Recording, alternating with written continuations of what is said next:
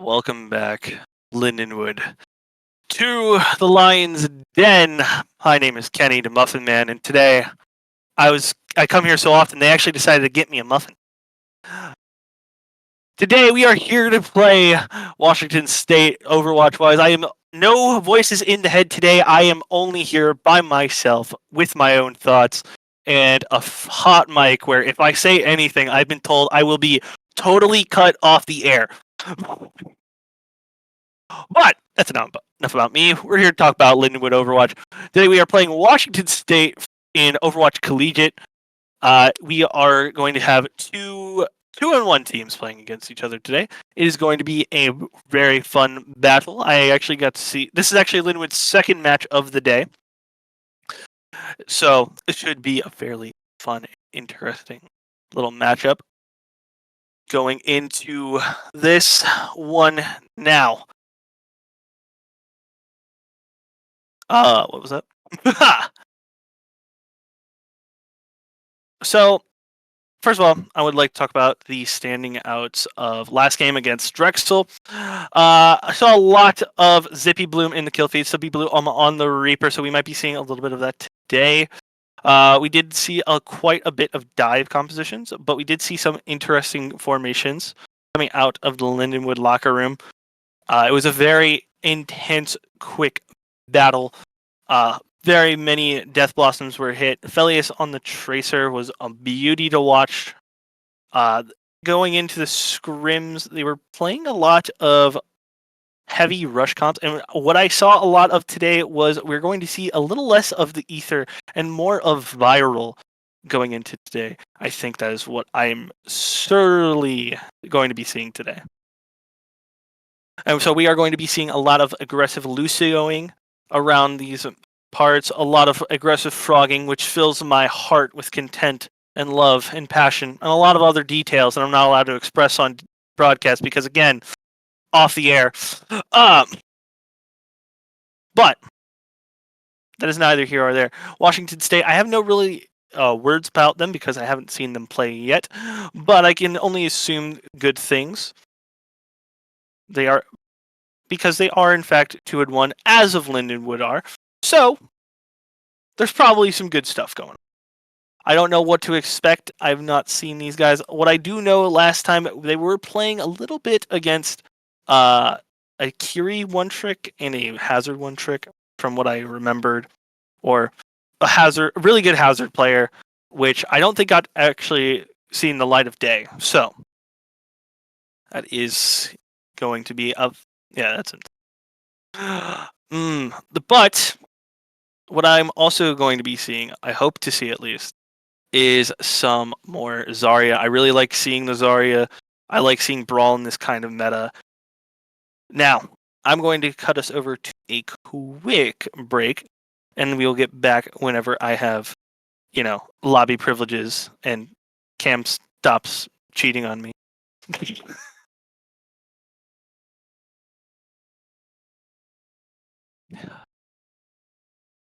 Alrighty, welcome back, ladies and gentlemen. I actually went out and I found my own co-caster. His name is Chocolate Muffin. Turns out, not all broadcasters are born. They are just bought from Schnook sometimes. So this is going to be my co-caster and co-analysis star today.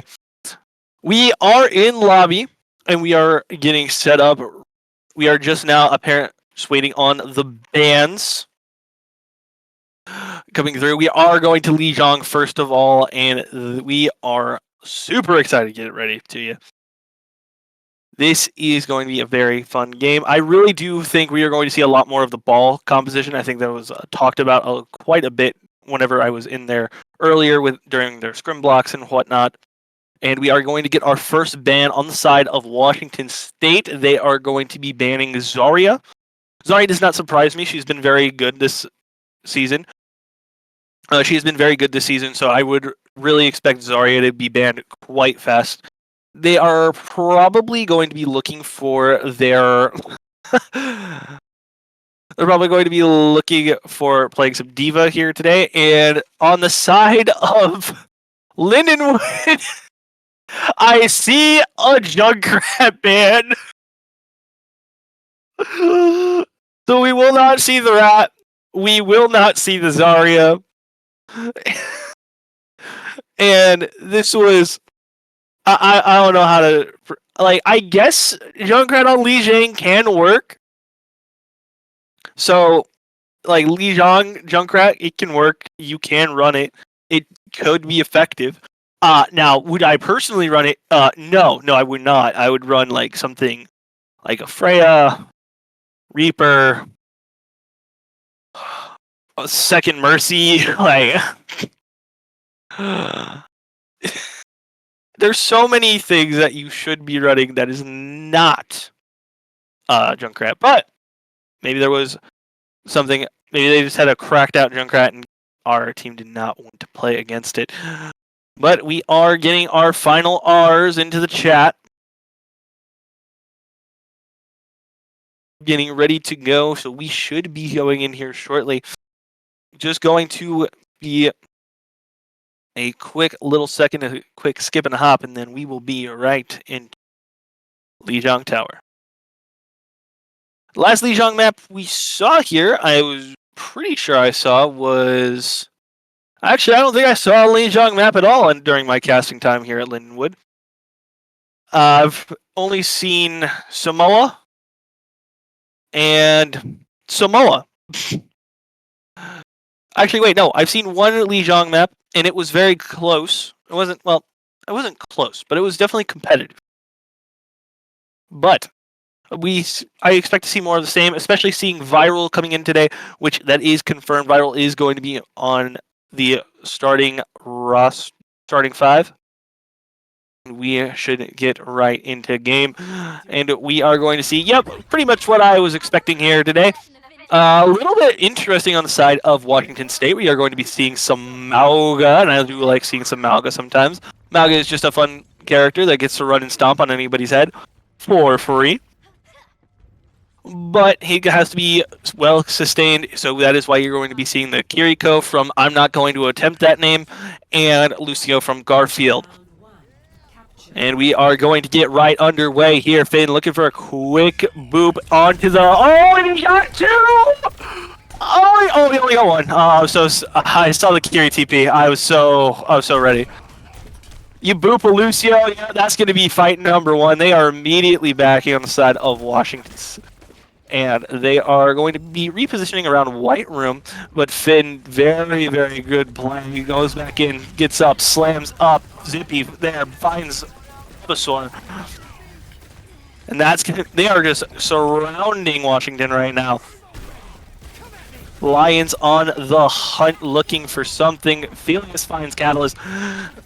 Trying to find that Kiriko in the back. Viral finds it. And now we are going to be hunting down the rest of the Washington State, and there we go. They should be falling soon, one after another. Okay, followed by Garfield and a Bulbasaur, and that is going to be first cap. Very aggressive playstyle, and we are going to be already seeing Finn on 79% to mines, Ronin on his almost to a Tidal Blast, and where is Zippy playing? Zippy! It's already won! This is a rather interesting position, but Catalyst finds Felius on the trade. Thankfully, Zippy Bloom going to make it 2 picks so he can keep going, and Malga is trapped in a corner thanks to Finn. Zippy finds a third. This is just the Zippy Bloom show on Reaper, as we are going to see them start backing away slowly as Zippy just makes them pay every inch they step forward. Zippy now going to get forced out. Catalyst forced to run away on the flank. Okay, tries to go in. Cage fight, pops the mines. Doesn't matter. Cage immediately bursted down. Okay, booped off by Ronin finds Catalyst in the process of that, but Final goes down to a pulse bomb. We're going to see another, and now we are just going to see them chase and collect the rewards of the fight. Very good first fight. We are going to be... It was a good ult economy for them going into this next fight. We see only 2 ults on the side of Washington, and they are going to be support ultimates. They're not going to be really used to engage this fight unless you're talking about rush. And Philly is already going to take down one. Zippy Bloom gets 3! He trades his life for it, but it's a fight worth fighting for, and that is going to be an end of a fight. We are in last fight territory on the side of Washington State. All they got to do is keep it going for a second. Tracer, booped off, has to force recall. Garfield makes it to the point. He likes Mondays, but he doesn't. The good thing it's Friday. He found the point. Beat comes in. Ronan finds Catalyst yet again. It's all going up. Oh, wait. We're seeing a little resurgence here on the side of Washington. The rush comes through. Finds Felius. Finds Ronan. Zippy finds Garfield. Somebody's got to go. Zippy Bloom finds OK. Shreds the tank down. Bob Sorf gets viral. The trades are back and forth favoring Washington right now. Lindenwood needs to finish this fight up quick. The mines come out. Finn gets the Kiriko in this exchange. Nobody's touching the point. It is a brawl. Ronan finds Catalyst yet again. Zippy with Garfield. The tidal blast is coming out. Gets one, and it's not going to be enough. Bobasaur comes back with a tectonic shock, but it doesn't matter in the end. What a great first round. Woo! These guys. Whew. I don't know how you do it, Xander. I really don't. I try. One day of. Whew. That was a very energetic first point, and I was excited to cast all of it. We are seeing some compositional swaps here, though, coming on the side of Lindenwood. They are going to be playing the Ramatra into this Mauga. Now, they are going to keep the Symmetra pick here. It's very interesting. Zippy finds one off the bat. That's a great way to start a fight, especially on to a DPS. OK, gonna fall shortly after that. Zippy finding more picks in the back, gets the Kiriko, tries to 1v1 in the spawn room, not going to be enough over there. He's going to run away as Lindenwood will take this first fight with cap progress. And this is one of the great fights. This is a very great point coming through, as we are seeing them get set back up into action. Zippy yet again finds a quick pick onto Catalyst, goes straight into the back line, tries to find more, gonna force them all away alongside of his wonderful tank and DPS combo, and the rest of Lindenwood coming through on the top of him, just ready to go on a moment's notice. Mauga charges in, finds Ronan. That's not a good pick, but you're willing to trade it here. Felius falls to OK. Now Lindenwood have to change up the game plan a little bit unless Zippy finds a pick. He finds one. Let's see what happens here. Catalyst finds Zippy. You have to really think about how you're managing your resources here. Viral finds OK. This is going to be a very long, drawn-out fight. The rest of Lindenwood coming back fast. This is now going to be Finn on the point, trying to find more value. Bobasaur falls off the map, by the way. And that is going to be a quick fight. And a quick retake from Lindenwood. Ults are coming online now for Linden.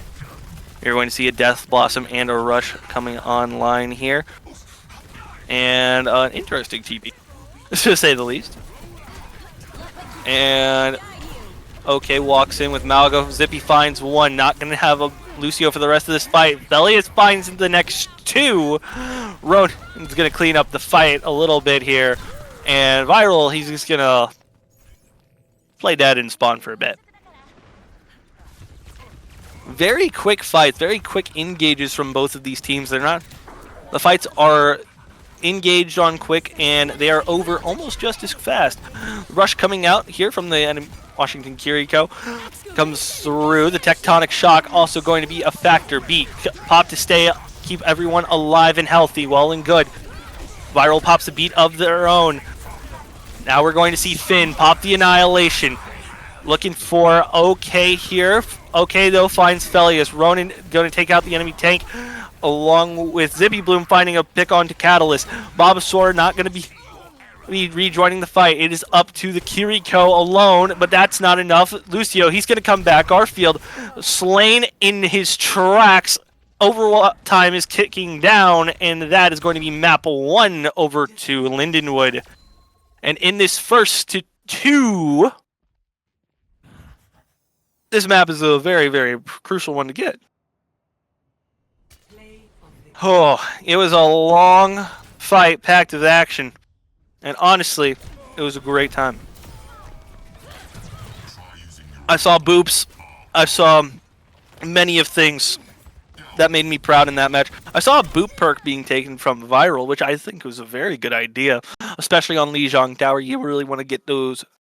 You really want to set the Lucio up to boop some people off that environmental high ground that you can have. But enough about that. We are going to cut it to a quick break, and when we come back, we should have map 2 underway. Or not underway, but close to. I'll catch you there. Don't change that set.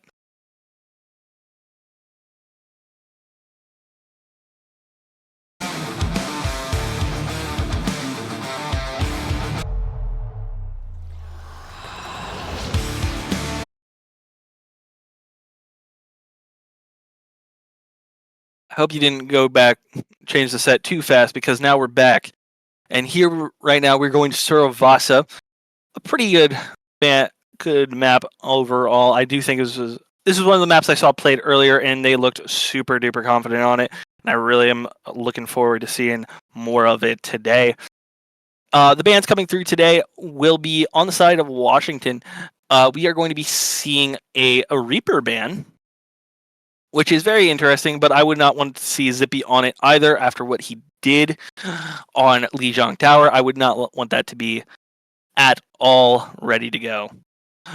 And then we also have a Kiriko band coming through on the side of Lindenwood, and that is going to be a great. And that was going to be, I'll think of a choice band. They don't want it to be a factor at all. So I think that they don't want the rush there. They don't want it to have anything ready to go. They don't want any more engages that could go wrong. So we are going to be seeing no Kiriko right now. And I think Lindenwood is more or less going to try and stick to those Lucio Wu-Yang compositions that we saw a little bit earlier in the day. But now we are just going to be waiting on players and getting the map all loaded in, taking a nice little break here. And honestly, the Muffin is very impressed by all of these players today. All right, we're seeing a lot of these players today. And the Muffin, he's enjoying it. Chalky, he's impressed. Actually, you know something fun about Chalky? He hit GM on his placements. You didn't do that. I didn't do it either, but Chalky did. But enough about Chalky. Let's get into the game. And we are going to be seeing Zippy Bloom on the Sombra, not Hanzo. What am I talking about? We are going to see Bulbasaur on that Junkrat that he was so very passionately sad that he got banned last time around. Finn on the ball, and that's going to be fun today. Oh, wait, no, we're not going to see it at all. I actually lied to you at all. And we are going to be seeing, though, some very similar compositions. Most notably, again, the changes are going to be Catalyst with the Genji and Zippy Bloom with the Sombra. Being sneaky and stealth all around there. But we're going to go right into a way as Finn's going to find a first pick on a Catalyst. That's going to be a good one. Zippy almost finds one just as himself. But oh, and there goes their Lucio player. Zippy does eventually find that kill onto Bulbasaur. And now we are into a fight here where it is looking Lindenwood's going to take this one first fight easy. As they are going to just chase Malga down and try and get some staggers here. Very good on the first fight. We'll let this be known. I do see Ronin over there with some 54 already to his Tidal Blast. Hinder comes out. They're going to see a Cassidy swap. Cassidy's already gone, though. Immort popped out early. That's going to be a very efficient cooldown that you definitely want burned early in a fight. Finn looking around to see if he can cause mayhem anywhere he goes. Felius, though, is ready to clean up on anything that he wants to see fit done. Babasor immediately almost taken out as soon as Finn sees it. And that is going to be a crazy second fight. And Lindenwood is just holding in the spawn. And Felius hits a pulse bomb. Doesn't necessarily get the Baptiste at first. Gets his Immort field, but Baptiste is already gone. And this is going to seem like the first point, probably going in the side of Lindenwood. And they are trying to play touch the spawn doors. Felius trying to play a little fun time with the Tracer. Alright, next flashpoint underway. They are all looking and moving. And Ronin with a Tidal Blast tries to find somebody. Zippy finds Garfield. Oh no, the Muffin! Jockey died! Jockey died! Oh god, sorry. It's okay. Chalky's gonna be okay as I go back into the game. So, as we see here is EMP coming online for Lindenwood as we are ready to go. And this is going to be EMP. Oh, Cage Fight comes out. That's going to be a very big cooldown. And the hack comes out. Disables Amplification Matrix. The mines come out as well. Deals with that cage. And now we are seeing the Lindenwood as Washington State actually got a cap on. Very good positioning by Washington. And we are going to see Lindenwood, I think, forced out of this point, and we are going to have to see them retake, unless I'm just wrong, guys. I've been wrong before. I'll be wrong more often as two quick picks come in the side of Lindenwood as Washington State's low is kind of getting forced off the point here. Babasor looking low, trying to get peeked out by Filius or Zippy Bloom. It's just not going to happen, and Lindenwood is going to retake a fight after a sketchy opening to it. But that's not what you want to see right there. Ellie is falling to Garfield very early in the fight. Garfield, though, is gone too very much in. Ronin, though, that's going to be a big blow into the back line of Lindenwood. That's going to be a lot of healing down. Zippy Bloom forced to run away. Finn just staying on the point as long as he can. Be annoying. Be there. Be to where they cannot hit you easily, and that is his job right now. Hit and run. Felly is going to get hit with a Tidal Blast. Tries to find something. Gets the Lucio with it. Zippy in the back, making sure Garfield has to pay for every inch he crosses across the map. Ronin comes through, finds Catalyst, Viral, finishing up the Mauga, and Babasor falls quickly, and what was a sketchy first point at the start turns into a Lindenwood point yet again. As we are coming up onto two ultimates right now, and that's going to be a very quick EMP coming through. Hazard LK is going to fall.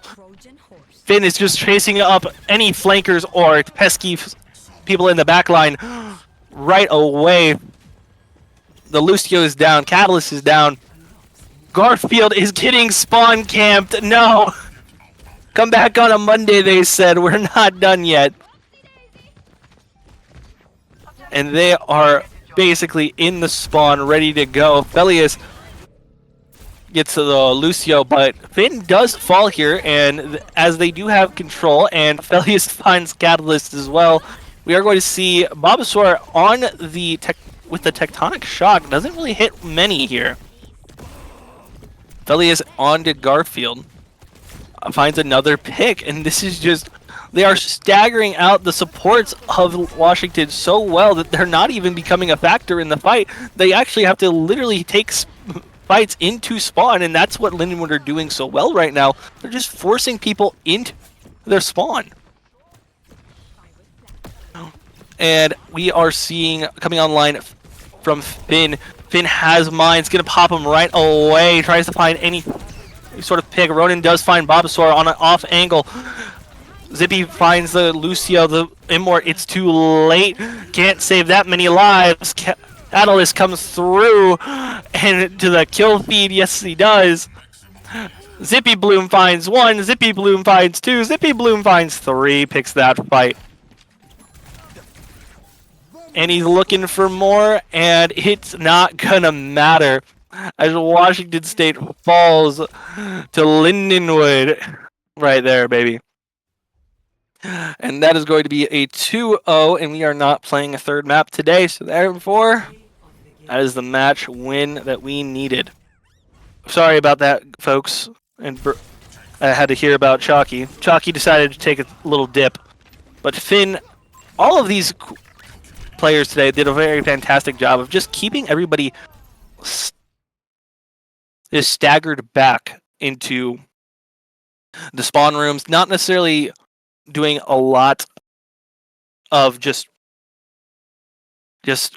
but yeah, no, they did a wonderful job of just staggering back supports to where they had to actually force fights into spawn, and that's a very good thing, especially if you're trying to play very distant, very stagnant, or you want to just take very quick, easy engagements and force them to use cooldowns, ultimates, etc., while they're in no really good position to do so. So great job by the side of Lindenwood.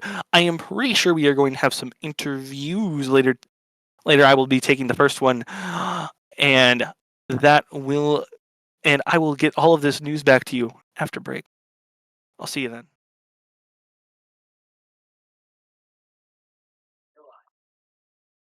Welcome back, ladies and gentlemen. My name is Muffin Man Kenny, and I'm joined here by Kellen, aka Ronan, who's playing the Wu Yang today. So, how was it today? A lot of fun. I enjoy the Wu Yang character, and it feels nice to be able to play him for pretty much that entire game, and another game that you guys were able to see after having to play Kiriko for like 2 months. Yeah, no, it was fun to see the Wu Yang as well. It was a wonderful time. So what was it like knowing Kirk wasn't going to be here today? Obviously, you guys have a lot of synergy together. We haven't seen a lot of you in viral together. So what was that like?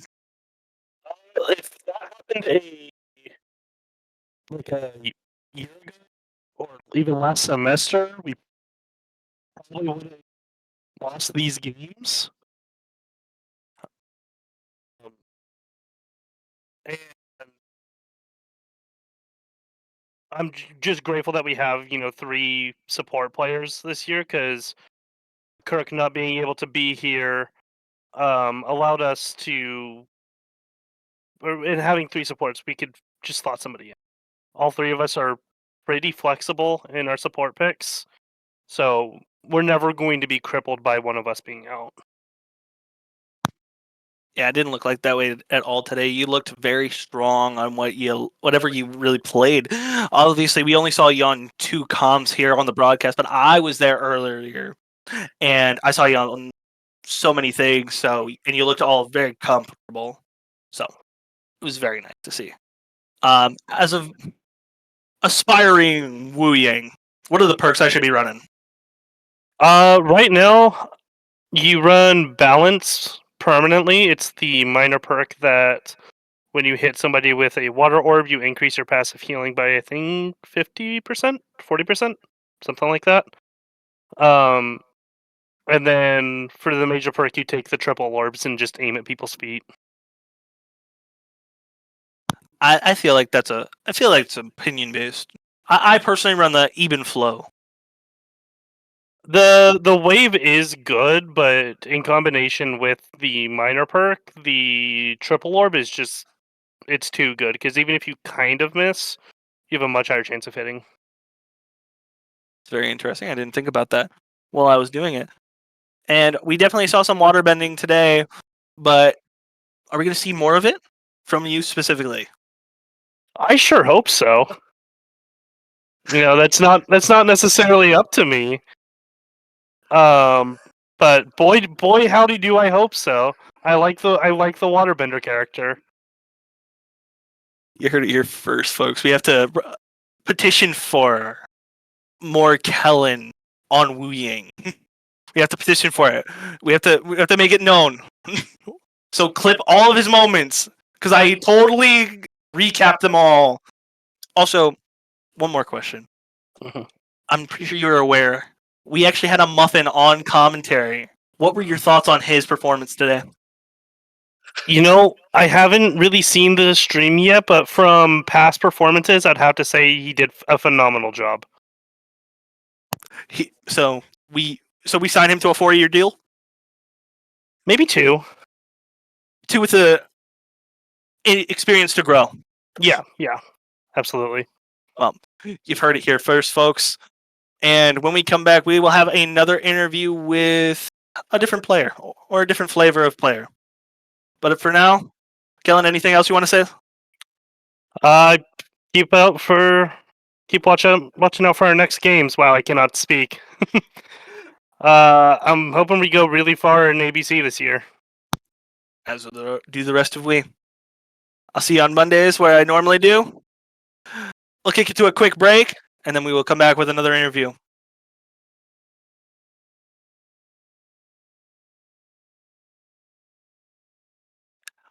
Welcome back, ladies and gentlemen. I am Chalky the Chocolate Muffin. With me, I am joined by Cam Thistle. How you doing today, Coach? I'm doing pretty good. I'm doing all right. Solid win before stream started against Drexel, which we played a long time ago and lost. So it's good to be able to win that one this time. And now against WSU, they put up a solid fight, and I just don't think they were prepared for it. But it was a good game, so I'm feeling good. Good. We're glad to hear that from you, Coach. Obviously, you heard coming in, you were 2-0 the team, and so did that kind of just transfer over? Yeah. It was a solid first map. Our first game was a lot harder than our second game. There's a lot more preparation that went into that game. But our second game, it's always risky, right? Because I could be wrong, but I believe WSU did not have a match before ours. So it was they were coming in with like fresh minds. They had like fully rested, and we came in like having played a game and then having like allowed ourselves to cool down for like an hour, and then we had to hop right back into it. So the fatigue is always going to be there, and the adrenaline is going to be gone from the first game. So even though they're an objectively easier team by a little bit, it was a daunting task to have to play 2 pretty decent teams in a row. Yeah, I know. It definitely looked that way, but you guys make it seem so easy. You guys are probably just so skilled at the game. Unlike me, I'm a chocolate muffin. Hey, well, like 5-star head scout of a like journalism career. You can't be 2 things at once. You're either a great caster like you, or you're a pretty good player. And people just chose different career paths. I know. It's a hard life to be a muffin right now. But as I see here, there's this weird thing in front of me. It's kind of it's obstructing my view of you. What is this? I think it's from Lego Star Wars potentially. This is a big kit. It's like a mini kit but bigger. What's inside the big kit? Inside the big kit, you can take the lid off here. There's a mini kit inside the big kit. So to scale, and then a smaller version. Now, see, to me, that's like an average size kit, not like a mini kit. That's just an average size kit. But we're actually this is a one and done deal, so we're probably going to be selling this big kit to the highest bidder. And if you attached a motor to this thing, I'm pretty sure you could drive it. I think it's a decent size.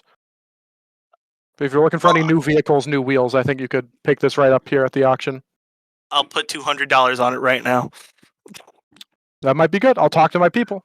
All right. Good. Obviously, as my co-conspirator, the Muffin Man, once was talking, you saw, interchanging supports today.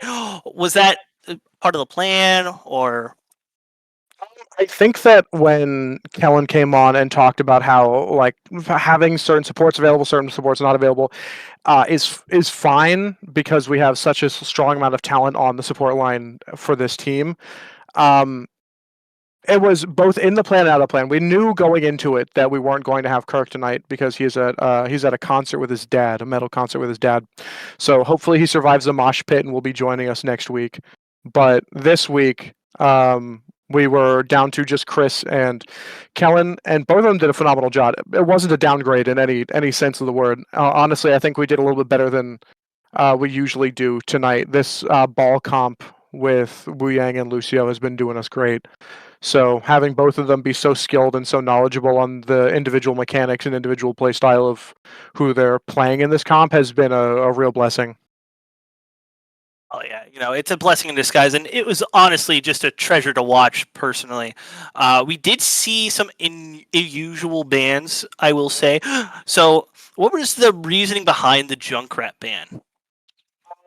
It's because they had their team was looking pretty solid, not like bad by any stretch of the imagination.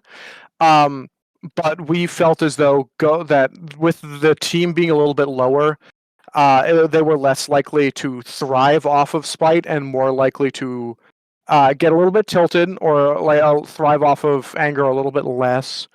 So we wanted to kind of knock them off balance with some really targeted banning. That didn't necessarily give us the upper hand, but it knocked the wind out of their sails a little bit. More of the mental game than the actual physical game that we were playing. And one of their players is a relatively high level Junkrat player, and I wouldn't say that he worried me the most on their team, and he clearly didn't play it um, on Servasa either. But there are very few maps that do actually fit Junkrat and Control Center um, for Lijiang Tower definitely does. So he was most likely greatly looking forward to playing the Junkrat. And the other team, they did get first ban, and they did not ban their. They did not ban a DPS, so there was no protection ban for their Junkrat. So taking away Control Center from the DPS player that was clearly a Junkrat lover was more tactical than it was a more of an emotional and mental strategy than it was an actual game strategy. And the same thing with the second ban. We had someone on their team who was pretty decent at Kiriko, and we knew that they were playing Kiriko. And since we don't need her, and she's a real pain to go into, we just took her out. That was more for ease of access. We knew that we had the game in the bag, and we just didn't want to go into a Kiriko. She's annoying. Yeah, no, I completely understand. Kiriko, whenever I try and play it, they're just so hard to kill, man. They're, Yeah. as a muffin as myself, I can't really use my Xbox adaptive controller to really flick onto her head. Yeah. Yeah. But yeah, anything else you would like to say to the camera, to me, or anything else? I think we pretty much got everything covered. It was a joy to be able to play WSU on stream tonight. I know both of our teams had to ended up rescheduling for us so that we could have a stream go through tonight. So I'm very grateful to them. Hopefully, even though they lost, they had a little bit of fun watching the stream. And they seem like really nice people. So all the best wishes to them, and I sincerely hope that they have a good season as well. Only other thing is, if there are any lemon poppy seed muffins out there that want to come and do a co-cast, we are currently lacking in the lemon poppy seed muffin department. So scouting any lemon poppy seed muffins, maybe mini muffins out there who want to grow up and become a caster, there's a market for it. So look forward to that. A lemon poppy seeds muffins. They got it going on, I used to date one actually, and oh boy, the stories I could go on and on about the lemon poppy seed muffins. But I'm sure. oh yeah, I'm a player back in the day, but now I've settled down with Mrs. Chocolate Muffin. But anyway, that's I think about almost all the time we have here today. Kim, I want to thank you personally for having me here today and giving me the opportunity to live out a muffin dream. Of course. And thank you all to the cast for letting me be here. We will be seeing you on Monday for more Overwatch. Ciao for now.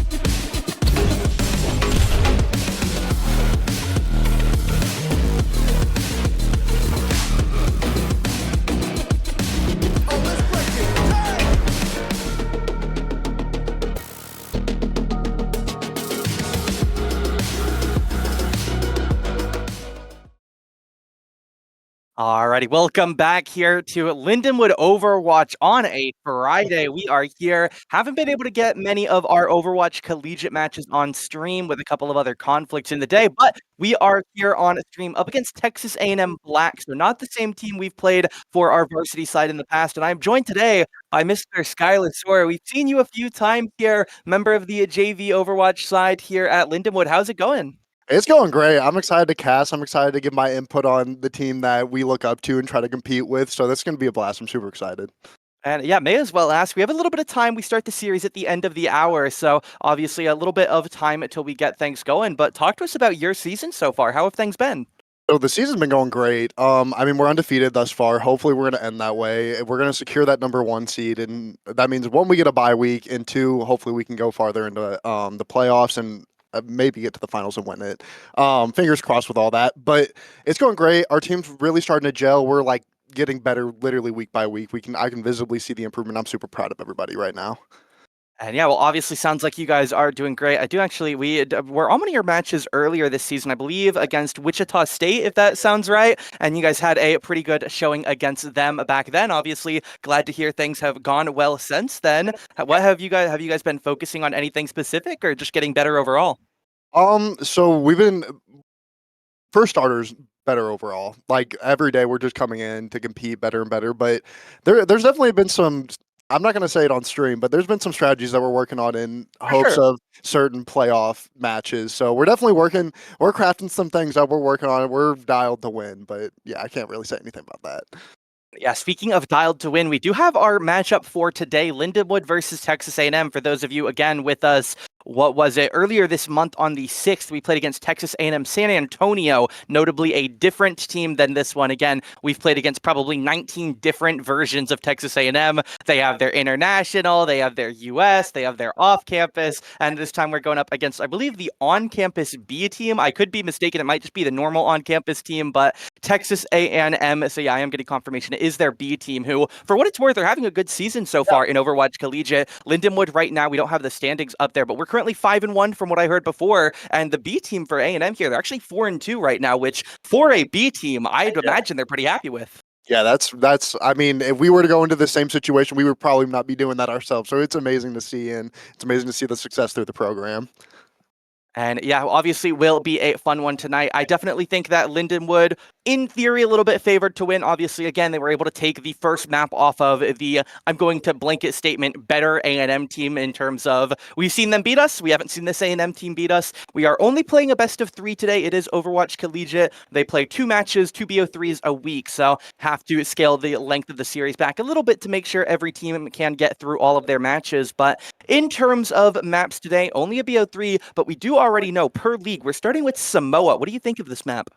I think it's a great map, and knowing, because I've been with the team for so long, Lindenwood, although they're more of a dive team, like I feel like that's where they specialize, their brawl is just as great, and I think it really can play into some of their strengths, and nice open map, it can give them a lot of room to work with, a lot of high ground to take advantage of, and I think it can be really good.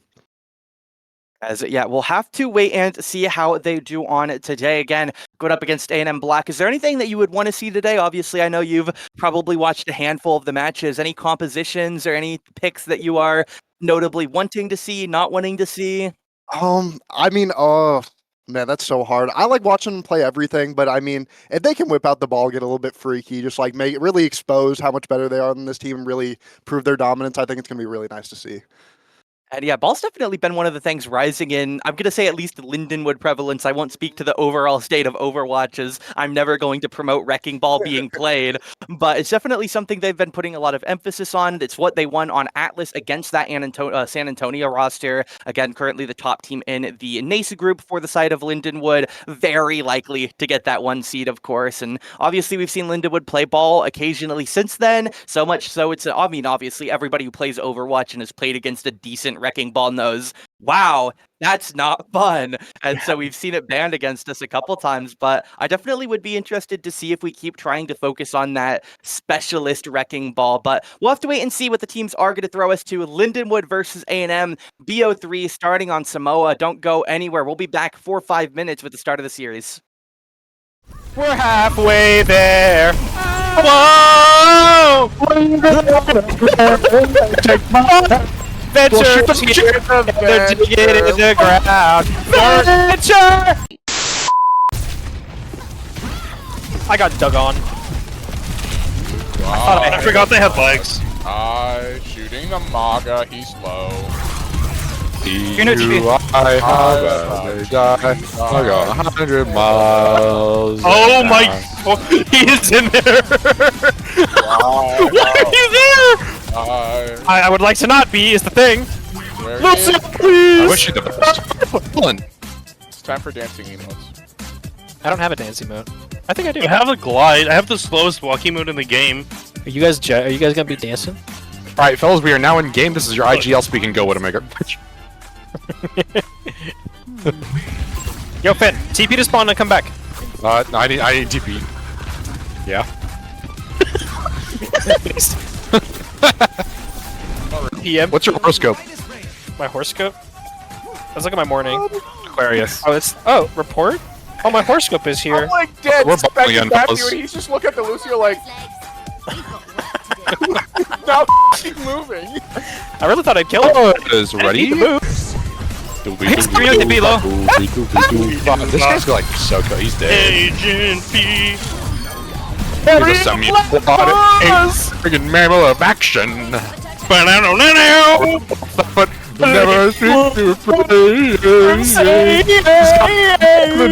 And skills. He's got a beaver tail and a bill. The women swoon whenever they hear him say. I ain't got it like that, man. I ain't got it like that. I cued you and everything. He's proud. You're muted. You're muted.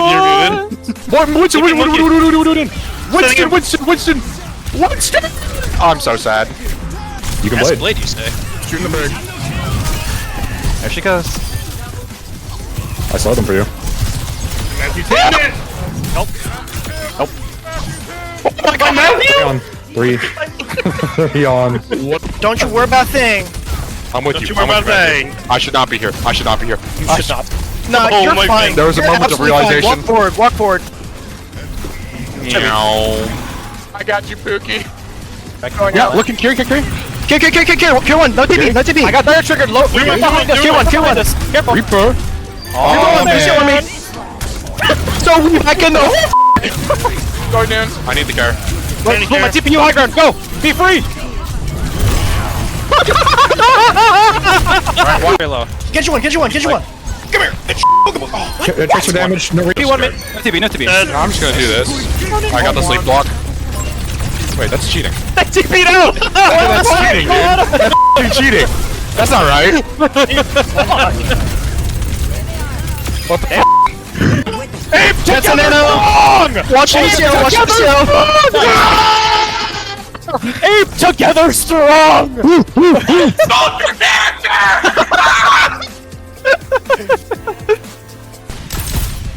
Double flyer? Have a fun match. Hit that!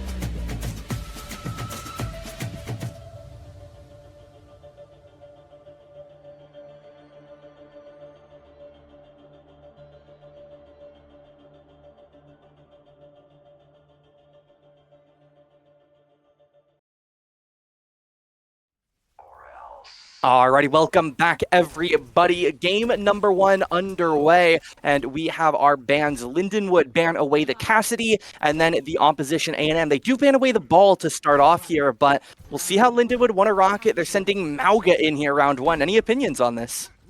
This is, I mean, I think mechanically they're already looking good, and this is really going to force it down their throat. Like, they're going to have to find a way to deal with this tanky tank. Having Finn in there, I mean, they're just going to have to find an answer quick.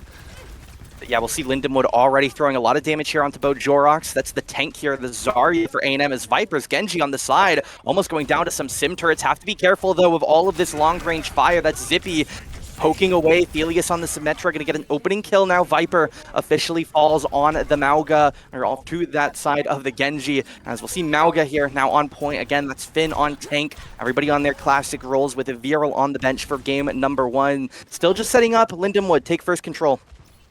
Yeah, and this is a great position to be in, especially with such a tanky tank like Mauga. You love sitting at point, and a great shot from Ronin, but you just love seeing this from Lindenwood. They can sit here, they can have point control, they can get progress, and they can win this map, just like this.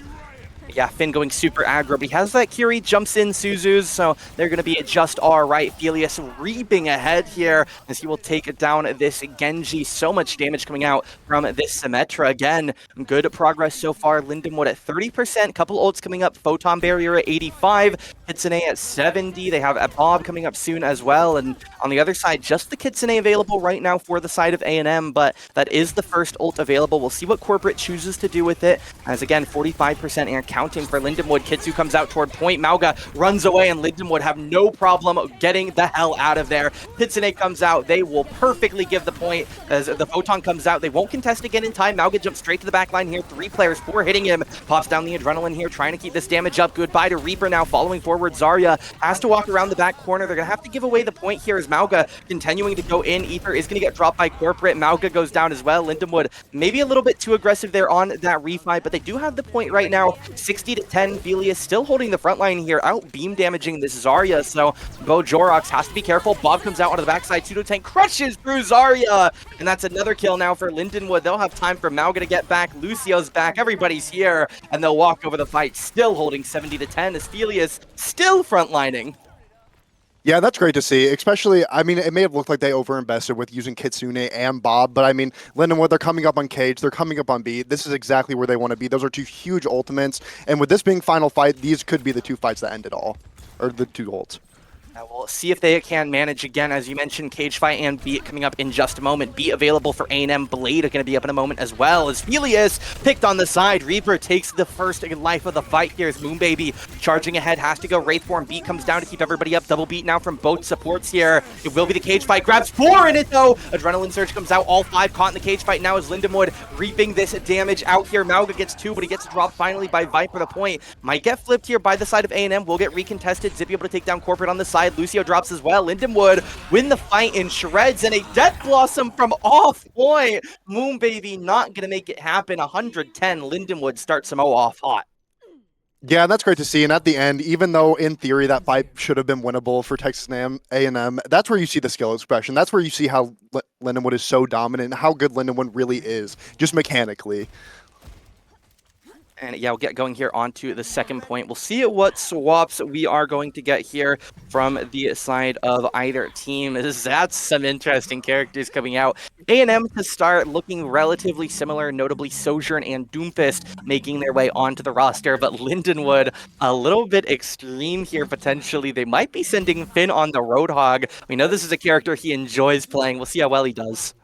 Yeah, and with the say that Roadhog's in right now, this is going to be crazy because with how good Finn is and with how broken the character is, especially into a Doomfist, and even though Sojourn's notoriously good into Roadhog, I don't think he's going to get as much value if Lindenwood can just run it down.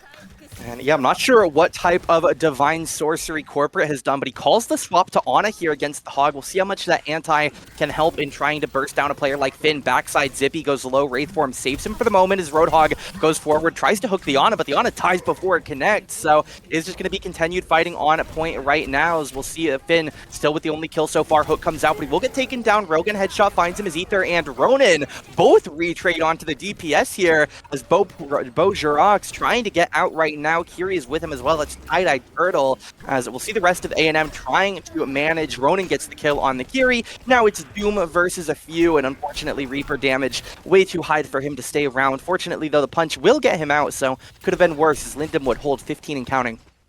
Yeah, this is great. I mean, it looks like they have a slight ult advantage. This is the position they want to be in. They have point control. Again, just like the Malga, with the heavier tank like Hog, you can just sit on point and really make this Doomfist come to you. And when the Doomfist comes to you, it's going to look really rough.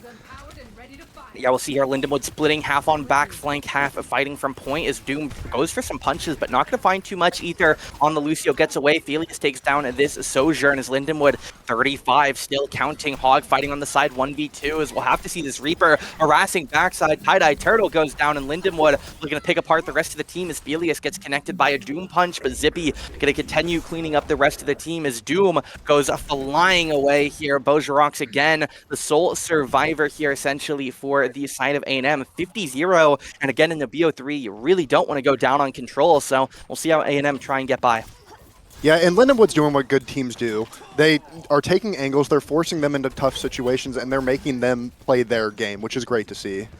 Pulse Bomb available here for Felius. Eyes on the Tracer, going to the back line here. Bomb comes out, not going to connect though as Zippy goes down on the side here. Finn still trying to hold down the front side as Hook not going to connect onto anyone. Bojarox, again, tanking up all he can. Nano going to come out now onto that Doom. Kitsune comes out from Lindenwood. Could be a heavy spend here on the defensive as Bojarox almost goes down, trying to use this defensive blocking as much as he can, and he will stay alive for it. Punches back to safety as Ronan gets picked off. Finn Hook not going to find anyone as 89% here. We'll see if Lindenwood drop it or if they want to hold this contest as again, it's like they're just harassing as many extra ticks as they can. Finn walking back on after losing 92 for Lindenwood, now counting for A&M as again, they were able to get 10% last time. They'll pass that undeniably here as Finn going back in. Bojarox misses another punch. He comes down. Now it's going to be the jump ult from the side of Doom here as he'll go straight onto Finn as Ether and Felius take down both Moonbaby and Corporate. Felius goes down as well. Tracer gone. Blade comes out from Viper here straight to Ronan in the backside, but Ronan gets the kill on the Blading Genji.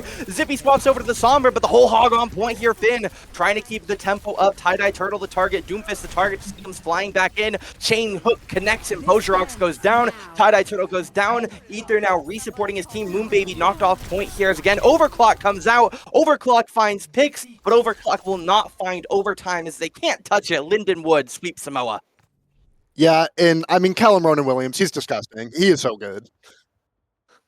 As, yeah, play the game is actually going to go to Corporate there on the Kiriko. So, of course, congratulations on that. Unfortunately, not going to be enough for them to win out on the map. Lindenwood, pretty happy with a 1-0 start. Again, expected to do well pretty well this game. So, we'll see if they are going to be able to close it out in 2. But for the moment, Lindenwood, no cast bans. Lindenwood going to be able to play ball if they want to here. Definitely going to be a bit scary for A&M on that map, too.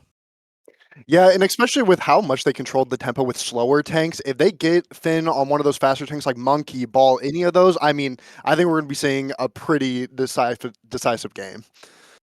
Yeah, we'll see what Linden would want to ban, obviously, once we get that map selection in. Up to A&M on where they want to go. I would be lying if I said I was 100% familiar with the map pool for this set, but regardless, it's not going to matter as, okay, we are getting where it is just the same as Nace, so do, of course, have a decent idea of what the map pool is, and I feel like despite knowing what the map pool is, we probably could have both had a bit of a guess of where we're going, and it's going to be a quick Kings Row from the side of A&M. Are you a supporter of Kings Row? Where do you lie on the alignment chart?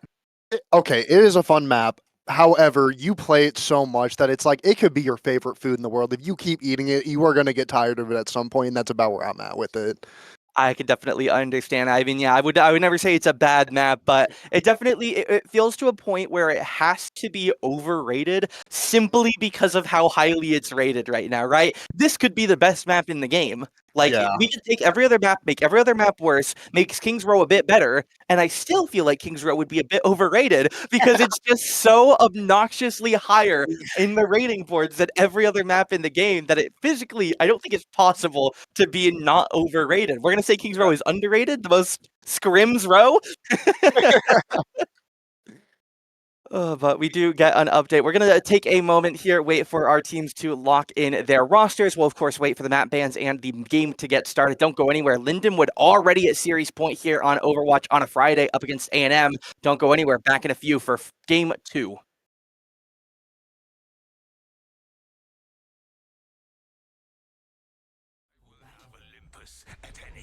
Alrighty, welcome back, everybody here. Map 2 on the way, and we are getting the first draft of our compositions. Lindenwood on the defensive to start off on Kings Row. It's a comp that I'm pretty happy to see. Always happy to see Zippy on the Hanzo, as we've focused a lot on, especially thinking back to earlier in the season, that Gibraltar game against the side of Minnesota. And then, of course, for those of you who have been with us for a bit, you know how happy I am to see big Ramatra on the screen. Finn going to be piloting that this game. And on the other side, what do you think of this Hazard Freya? Hazard's been very popular, and with the Genji, with the Freya, they can really punish. Like, if Freya hits a nice shot, they can punish that a lot better. So I think it's a very tempo-based comp. I think if they play it well, it can be very punishing on position. But we'll just have to see how this plays into a more standard brawl-type comp. Yeah, Bojarok's already taking a lot of damage here. As again, Lindenwood looking for a good defense here. 4 minutes on this first point. They've done well in the past against some teams they're favored into to hold that 4 minutes. We'll see if they have similar luck today, as Finn going on to that ult form here, charging toward the backside here, but just going to get back to his healers. Nothing too dangerous. Again, Viper and Corporate both on the high ground right now. Very dangerous to stay anywhere up there for the backline. Is early kill here. Hazard just going to take too much damage to start this fight off. Is again, Flex coming out here. Felius, though, going to collapse onto the Kiri, but they will be able to get away. So that Swift Step obviously helping out quite a bit, as Lindenwood doing a good job so far. Yeah, and something with Symmetra, I mean, when she gets that level 3 beam, you need to learn to deal with that damage. Oh, looks like Finn will be going down. Just a super simple wall him off and then DPS him, and they can't quite get back to the alt line, even with the Nem form and block. So looks like the tank will go down. We'll see what they want to do. Nice shot by Zippy to take down Freya. That could be an opening to a re-entry here. Already alt form Ramatra running back at full speed. We'll see if they do want to go for the touch here. They have a couple ways to make it happen. Zippy takes down Tie-Dye Turtle.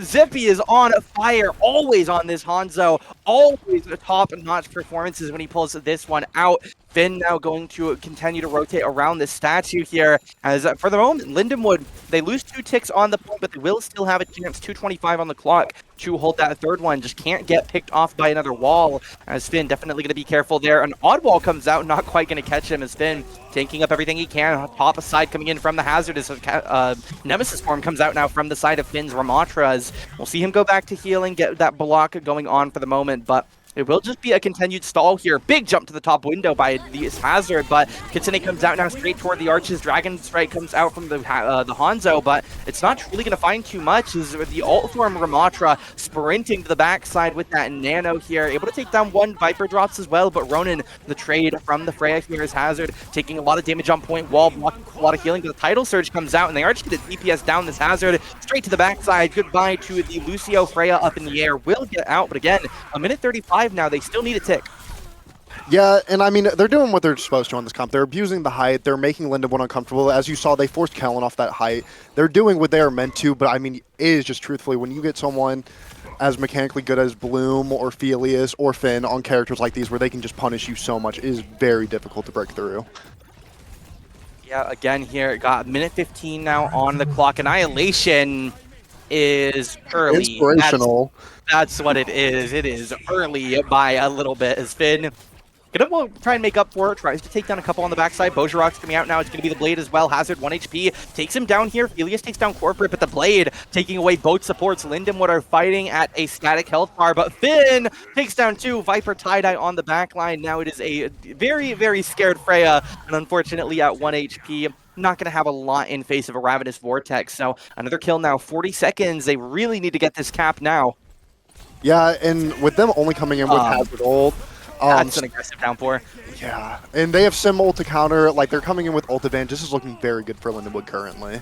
And yeah, I mean, they solo downpour the Symmetra. They do actually get rewarded with a tank trade now. We'll see if they can cap. Photon Barrier is going to buy Felius a nice slice of the point to stand on. The rest of the team here trying to find a nice shot. 15 seconds, really just stalling. The ball swap comes out. Careful for Finn coming flying in here. Felius able to use that portal to get himself from safety from this take aim. So 8 seconds on the clock. Ball returns. Hazard returns. Ult starting to come up here. Careful of a Dragon Strike. Careful of a Bola shot. B comes out. Lindenwood getting ran out on the back line here, but you can't get off the point for too long. Teleport to the high ground, though. Really good cover by the Symmetra here is the point. 89%, 95% here is, again, Genji trying to hold on the top side. Now Bola shot comes out, but the cap doesn't come through. Finn has to stay on the point here as Ronin coming down to try and save him. Phillies for 1, for 2. Boom, baby goes down now. Viper going to be low HP. Bojarok's low HP as well. So close here, 99.9%. And Lindenwood hold Kings Row .1. I mean, that's just cinema, truthfully. And that right there is why people hate Ball. Just when you think it's over, just when you think it's done, he comes back and puts it in your face to win a fight. That's great to see. And you see the joy and laughter on the face cams there. Literally 0.1% from capping and getting a reimbursement of clock. And Lindenwood, they now have to cap the point. Sometimes when we say that in round 2, they only actually need 85% to get the cap. Lindenwood need to cap that point, or they are not going to do well. Some of the players in the lobby are seeing 100%. We're pretty notably seeing 99.9, so maybe a bit of a visual bug there. Some of the game desyncs helping out, but of course, if it got captured, the game would have captured it, as I don't think that that is anything. So definitely a bit unfortunate there for the side of A&M. I mean, it was close. I would never deny it was close. You literally can't get closer. But we'll see the comp come out here from the side of Lindenwood. Ball Hanzo coming out again. Yeah, and while we have a little bit of a break, I just wanted to shout out all the viewers, all the supporters, especially all the parents that tune in to see their kids play a game. This is more of a taboo thing. It's not a traditional sport, so it's super cool. Especially Jonathan Glass. It is super, in particular, it's super cool to see everybody. I know Felius has been appreciating it. Matthew Glass has been appreciating it very much, and it's super cool to see. But let's get side 2 going. Round 2, there we go. Yeah, potato time. As let's see how it goes. Will Lindenwood close the series on the first true fight?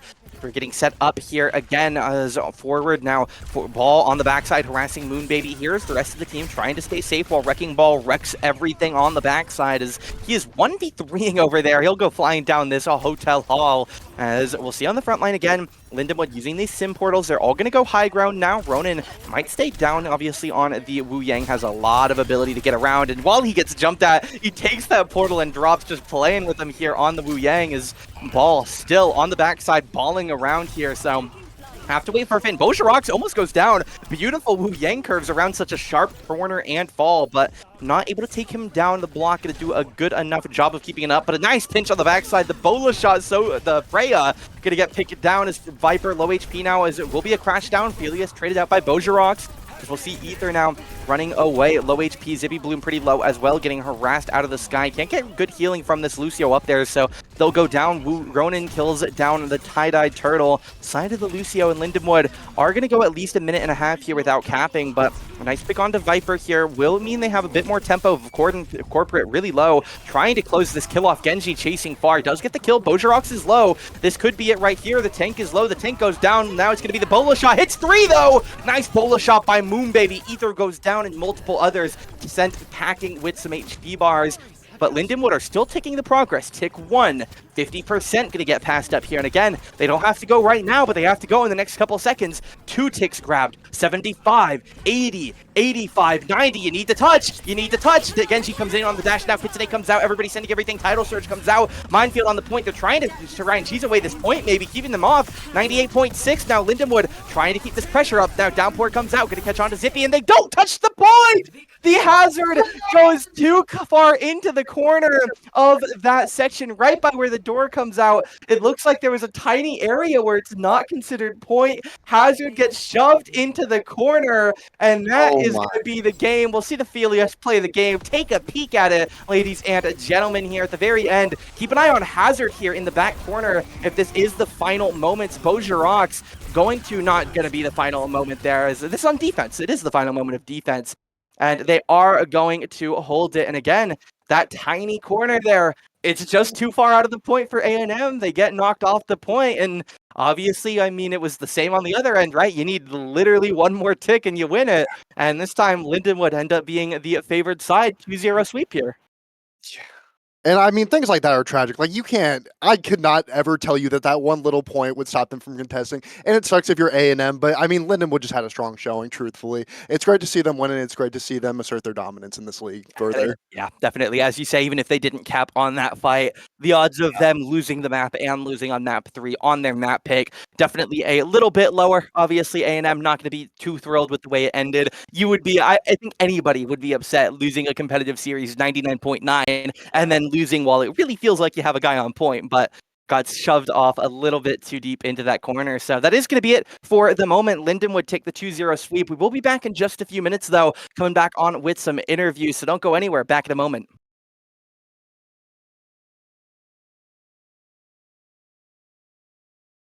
All right, we're back here with Matthew Felius Glass, and let me tell you, I'm excited to be interviewing him today.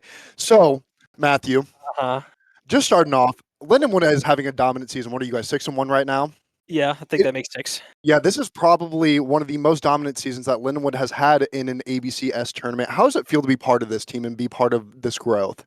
It feels good. It feels good to actually see like things pay off, right? Because we do put a lot of time and effort into practicing and like trying to make something out of the time that we put in, but sometimes it's hard to see in like the little ways we improve. It just over the course of like a season, it starts to add up. So it's very evident, and I like it. Now, I did see an increase of the Symmetra. Is that becoming like part of the Lindenwood meta currently, or what's going on with that? Symmetra is an interesting spot because she's kind of one of those characters that can just sit there and beam someone and make them unable to play the game. And if you can find spots to put her in and you don't get dealt with, you really can just jump around the map and pop up behind squishies and one-shot somebody. We've recently been playing it more just to experiment and see how it feels, like putting it in different comps. So for the most part, yeah, mostly just us messing around, but that is also a very good character. I think I have like a 90% win rate this season, which is crazy. She does too much. Now, I mean, I have to ask the question. What was the reaction on the 99.9%? Were you guys freaking out? Did you guys think you C9'd? What was going through you guys' head in that moment? Cam told us before the match started, I want a full hold. Just hold first. Just hold first. And that's okay. We can do that sometimes, right? We got real close to not doing it. We didn't see the percentage until after the round ended, but it was 99.9%. Yeah. We kind of freaked out a little bit. I thought we gave up point, and then it's like, oh wait, we still hold it. Okay, so now we got to go offense. Cam's head is fully in his hands. He's like hunched over his chair. We play the offense round. They have the recontest, but the Hazard like finds one specific spot on point where he can't contest, and it just caps. And it's like that was the most scumbag like scam Kings Row game ever played. I think. Yeah, I mean, sucks for them. Whatever. But I mean, happens. But and then my final question is going to be during the broadcast. I did bring up your father watching. How much does it mean to you as a player? Because video games aren't traditionally something that people can spectate or parents can get into. How much does it mean for you for him to be able to watch and maybe not understand, but at least watch his son go and do great things out there? It's really touching. As this is mostly something I've done like kind of by myself in like my own room for most of my life. So for the past like year and a half, 2 years, it's like it's been really nice to have people come and support. And I'm sure it's similar for like when Lydia's in chat or when Chris's partner's in chat. It's like it's all nice and fun to see people come up and actually like support you for what you do. And even if it is sometimes small or like it doesn't make a bunch of sense to watch, it makes me feel glad to know that there's like people around and watching what's become of what I've put so much time into. Yeah, I mean, that community is unreplaceable. Well, that's all I had for you. Good job balling out today. You killed it. Yeah. Slay. Yeah.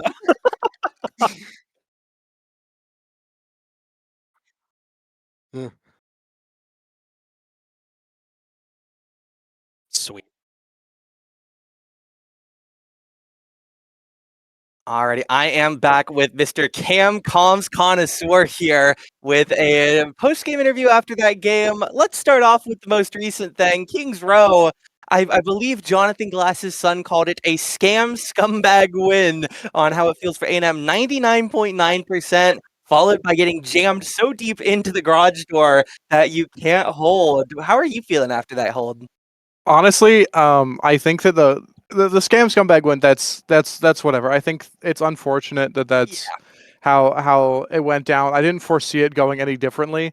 I think the funnier way to say it is at some point you may see it in the comms check, but I told my team that I wanted to get Skylar back and warming up for his practice as soon as possible, so we needed to full hold because I wanted us to get done sub 30, and with that, like that means like, hey, I don't want us opening on attack. I don't want to prolong the map. I don't want us off rolling. We're just gonna do it because Skylar's got things to do. Let's move it along, and then holding and letting them cap 99.9%. The first thing they called it was malicious compliance, and that I think sums it up pretty well. The whole idea of malicious compliance being okay, we'll full hold it, but like we almost won't, was very, very funny. And then so going into today, obviously in the Overwatch Collegiate League, you guys were 5-1, right? Yes. So now, obviously, promoting up to a 6-1. Talk to us about how you guys have been obviously doing pretty well, but what are your current hopes at this point? It looks like you guys might be making it towards that playoff range. Yeah, so we just cinched enough wins to make playoffs for NACE, which is huge.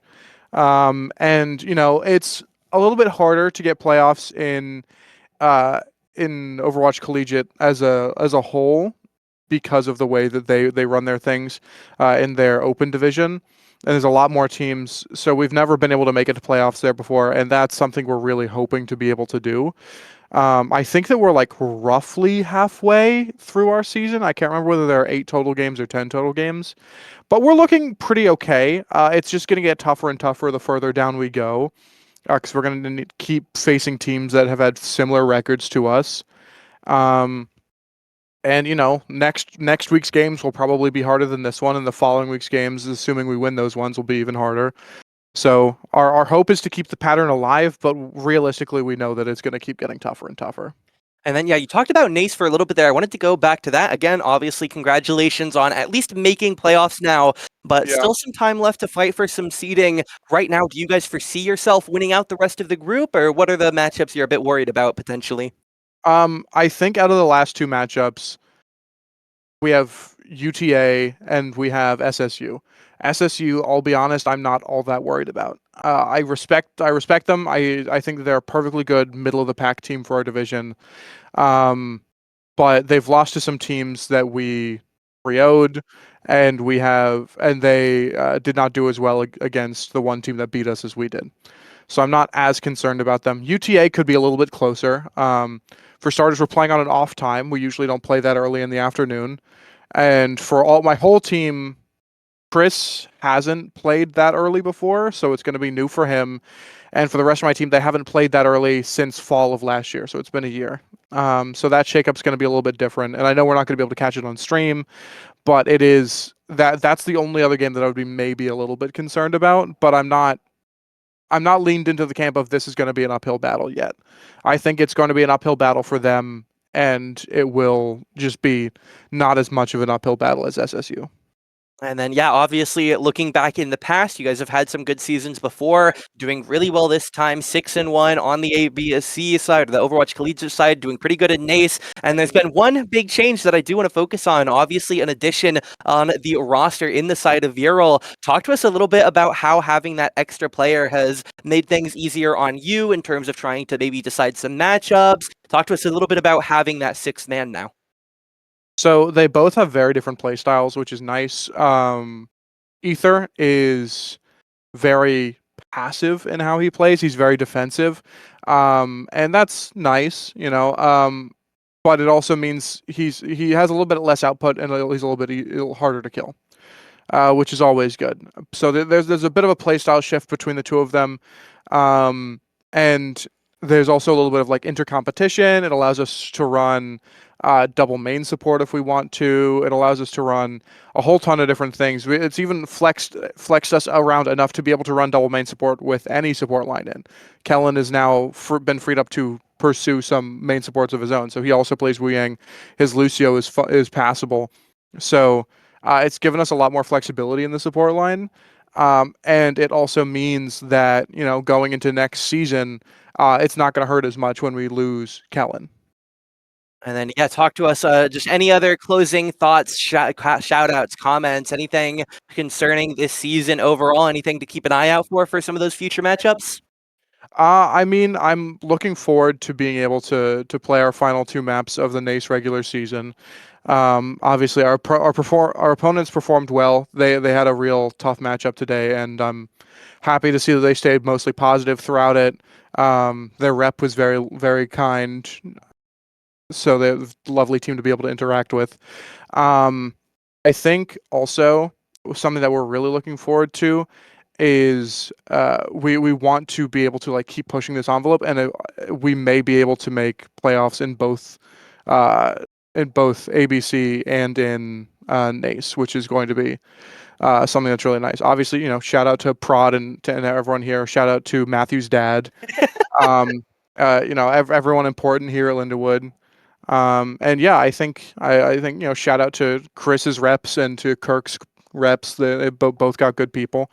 And yeah, I think that's about it. Alrighty, well, we thank you for coming on. Obviously, again, congratulations on the wins today, the wins throughout the season.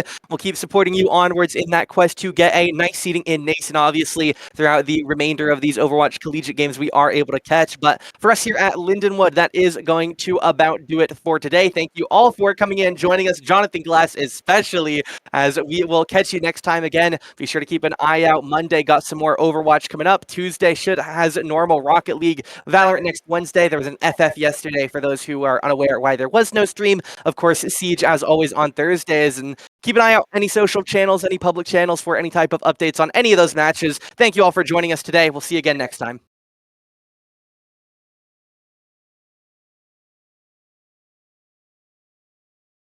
Morning, good night, or good evening, ladies and gentlemen of Lindenwood. My name is Kenny the Muffin, and I see it now. You tell someone you played Hello Kitty My Island Adventure one time, and this is what happens. Okay, today I'm joined by the beautiful Winton. As we are getting ready to start streaming and start casting some Overwatch content today, and it is a good day on the horizon. Today we are playing against C-Sun. I don't know that much about the university. As I'm being told right now in my ear, my production, it stands for California State University. I think that I have not seen much about this team. I hope they are having a good... And they are 6-1. I am also being fed by production. Things that should have probably been talked to me before we hit live. But I think they were trying to get me off guard with the Hello Kitty, man. Anyway, I'm looking forward to some good maps tonight. For what I hear, we are starting on Ilios, which is a bit of a dream come true for me, and that is something that I'm holding so dearly to my heart. I want to see some big boop kills. I want to see some big high fragging Lucios. Expecting to see some viral in on Ilios map 1. We are expecting to see probably some more of the dive compositions, maybe some more of this wrecking ball composition wise. We might be able to see some Zippy Bloom on the Sombra like we saw him on Monday. Hopefully it looks just as strong as it did then. But anything other than that, it is just out of my hands, out of my control. But I do love me some Ilios. I really do. The Greek map of gods, Ilios, it is my favorite map. I love the well. Everything about Ilios is just spectacular. As Winton over here could probably tell you, it is a very special map for all Winstons, Lucios, anybody with a boop ability really, or just dive enthusiasts. Are all fun to play on that map. It's really fun, especially on well. You just boops like 5 people into a pit, and it's so wonderful to see. Oh my god, it's like it's the best thing ever. It's literally like the day after like Thanksgiving, and you feel like really stuffed, but at the same time, you know there's leftovers in the fridge. Yeah, you guys know what I'm talking about. Or like Halloween, waking up like, yeah, I got that candy last night, didn't I? Oh.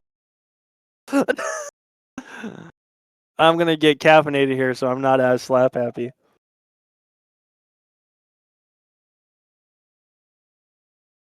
I'm definitely looking forward to seeing some more of the I hope to see a little bit more of diversity from Lindenwood here coming in for today.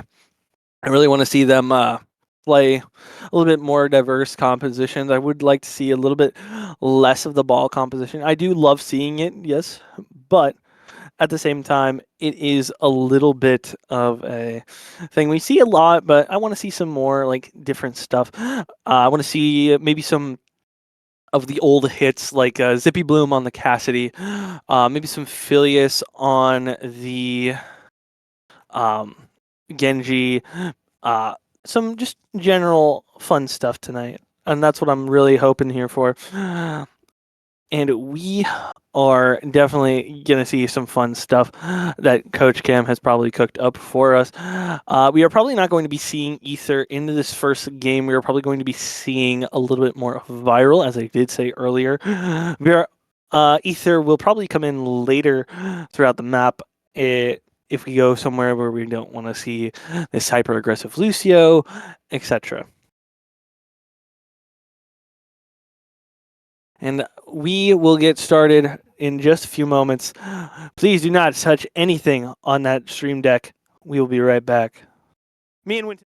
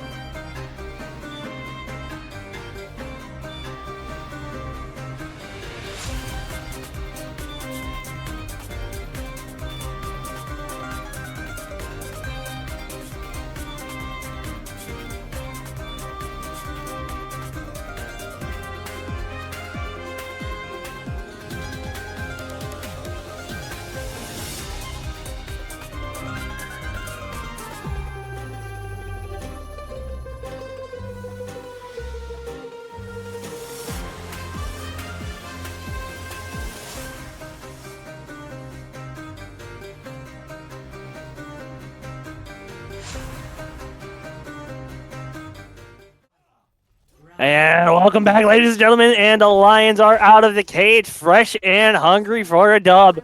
We're rolling out on a little bit of the hazard, and Viral is in. We've seen California State actually rolling out on a Malga composition, very brawly, very fast pace. We're going to have to see them engage first here as Malga's walled off right away. Going to have to burn the Suzu from Shroom Soup immediately. Good job by the Lions, recognizing this comp is very, very easy to pick apart. Wraith form out from Ealt, and we are going to be seeing a little bit of a fight on point here. Ketchup goes in onto Finn. Finn has to back away. So far, California has point pressure. And now we are going to be seeing some tactical repositionings from the Lindenwood Lions. And immediately we see Finn get a pick onto the Sombra. We diving right back on in, trying. Yeah, hold on. All right, sorry, had some like technical errors in my headset there. But as I'm saying, we are going right back into this 3-on-1, trying to kill this Malga. Malga just does not die. The rush comes out. Finn is left alone, trying all to die, but not much to gain from it. The tanks are traded out, but who has the better sustain? Who has the better damage? The point was flipped on that side for Lindenwood. Blade comes out from Phileas, trying to find one. It finds a Broad Nugget on the Sombra, finds the Reaper as well, and that's going to go right back to the Lions. Very easy here, and the ultimate economy looking very nice here on the side of Lindenwood. Zero ults coming out on the side, coming up for the side of California State, except for maybe a sound barrier.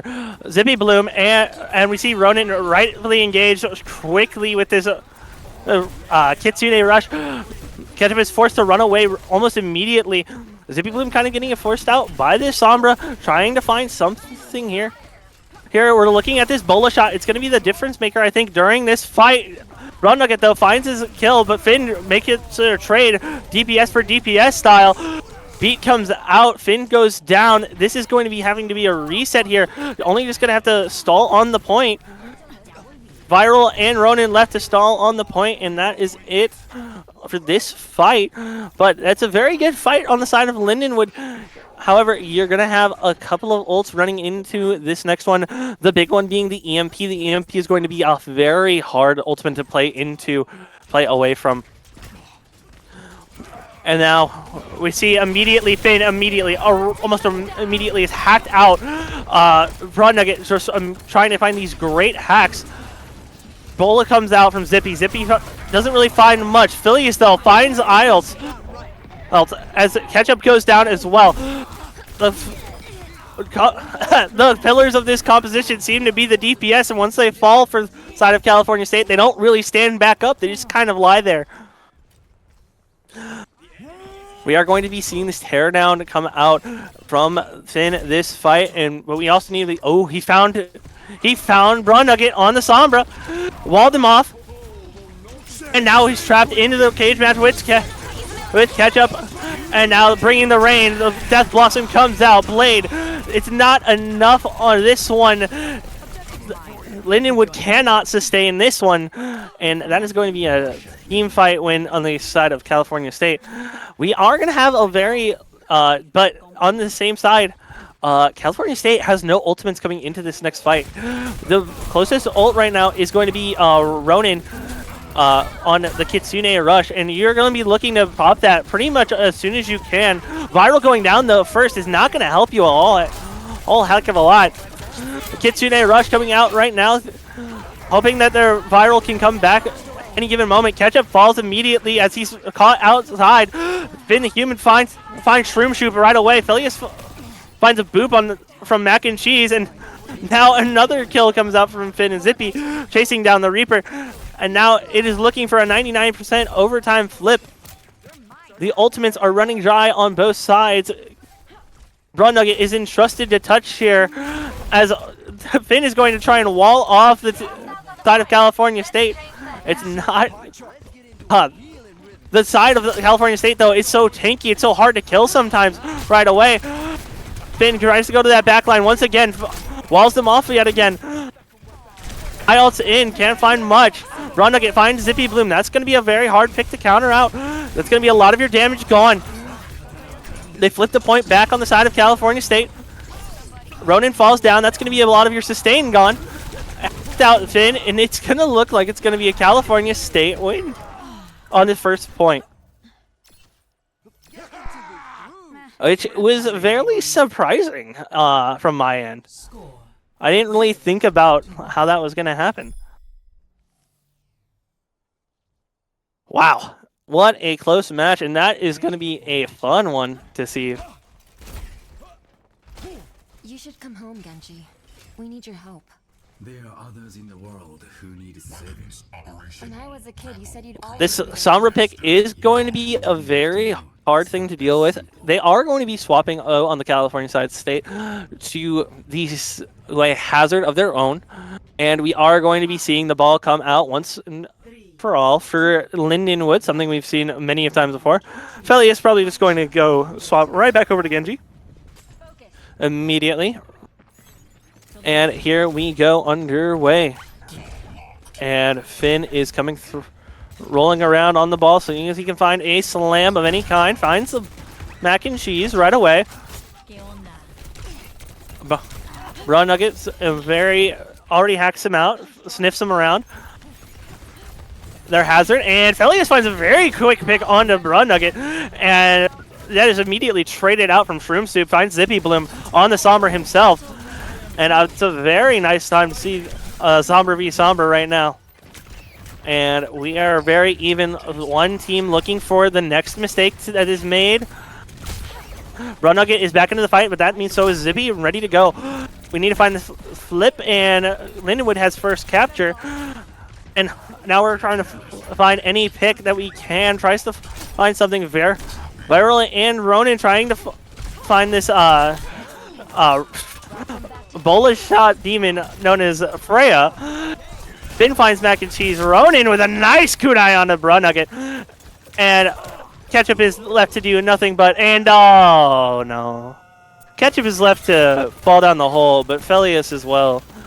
Unfortunate right there is like what to call it in prod. Tactical reset, if you will. Ronin is very close on this Kitsune Rush, and it immediately takes out Shroom Soup. It's just the sign of a good support right there. I mean, you do what you gotta do at that point. Ronin, my beautiful man.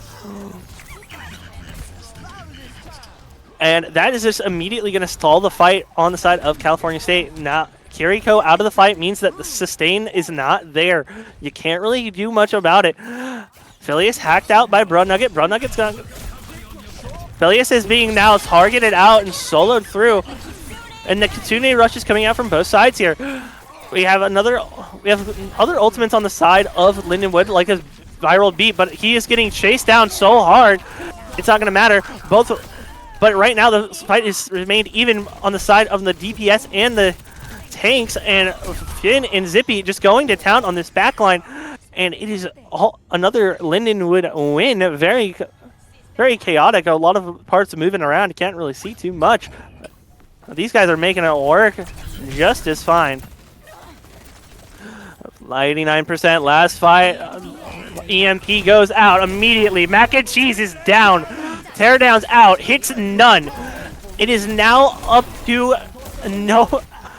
the 3 players with no ultimates to close this fight out to try and get some sort of win. But Zippy, Bloom, and Phileas not going to really worry about that part.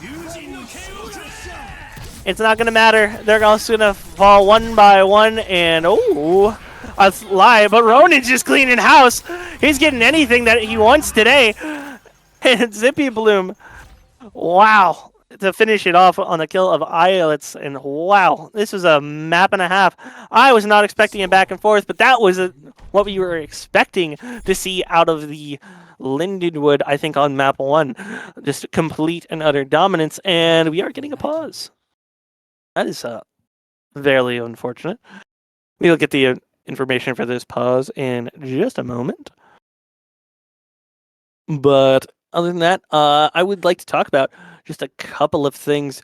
What went well for the Lions, obviously, in that last couple of fights. What's up?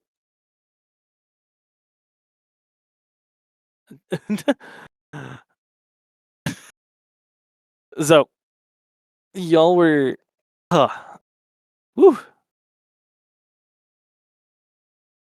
So, one thing I would like to hear, personally, is most of these.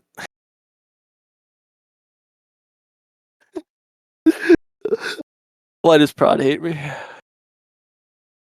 Why is it when I'm here by myself this happens?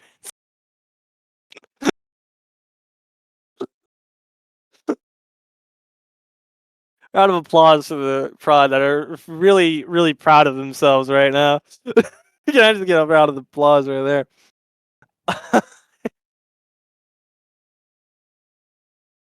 Oh, man. I lost my train of thought.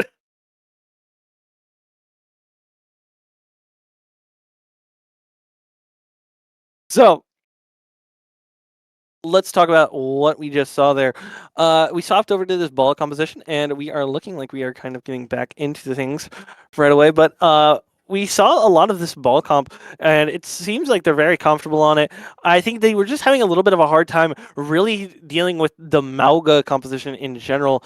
But with Mauga, it was only really good at that one point of Ilios. So you're going to be seeing a lot more of the dive compositions coming through, as that's why you probably saw Ketchup immediately swap over to the Hazard. Brawl only really works on Ruins, and Linda would know this, they were not necessarily looking forward to it, but they were a little bit caught off guard of it. And, of course, Zippy is now trying to... And now Zippy going back over to the Freya, seeing what's going to happen. And immediately Finn slams in and is just looked at by all 5 members of California State. And now we are seeing a little bit. And oh my god, Finn!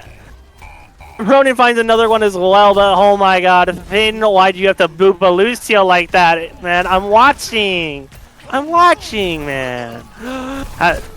And this should be quite the sweep on this fight. It's just cleanup work at this point, only for Lindenwood. Both supports died fairly early in that fight, and so it is probably going to be a Lindenwood capture first, and that is a very nice thing to see. Finn built 65 mines in that fight, and now we are going to be seeing quite a few more, and Mac and Cheese off the map again. Finn looking around, gets another one in Blood Nugget. Shroom Soup immediately caught out by Phileas. Phileas finds another one in IELTS and another one in Ketchup. Phileas, have a day for yourself, buddy. Very happy for yourself. Wow. And we are looking at the Lions Ultimates. You're going to see this Bola shot coming up online. They might be using that as soon as they get it, or maybe just as if they see them grouped up in any sort of capacity. Finn the Human immediately slams in, tries to make the early distraction just to make sure that his team is not necessarily getting any sort of focus whatsoever. Good on Finn. Gets a hack. Gets a hack for his troubles, and that's not really a fun time. Bola shot comes out, gets Suzu immediately. That's Suzu out for them. Sombra found, and they are going to chase down, and Shroom Soup, I think they fall off the map. Finn goes down, though, so it's a little bit of an even trade on top of that. And the Kitsune Rush is going to be coming out. Zippy Bloom finds Brawn Nugget, and that's going to be a very hard thing. You've lost the ability to disengage, basically delete a character's abilities for a minute. IELTS, though, finding Phileas. That's going to be a very big thing on the damage of the Lions here. Ronin, oh no! He's off the map trying to go away. No. Buddy. Oh, man. And we are going to be seeing 3, maybe 4 ultimates coming up on the side of the California State. We are going to be seeing, however, 2 on the side of our Lindenwood Lions. See how they deal with those coming in. Hazard, the teardown, is probably going to be the catcher of this beat, but Viral is going to have to play a little bit careful because the Sombra EMP is no joke when it comes to beat, and it is not a fun time today. Oh, and the blade comes out immediately, Ajax by IELTS. Good read there. And that is not what you want to really be seeing if you are a fan of Lindenwood or Phileas right there. Zippy Bloom tries to trade it out with Broad Nugget, and there's not really much to continue going on here. Maybe if they go fast here, they can catch him a little bit off guard, and that's what they're going to do. They have this Bola shot ready to go to fire at anybody if they want to. And looking around, they're trying to find anything. Zippy Bloom trying to find something. Phileas gets caught out again by Ketchup, and this is not looking good.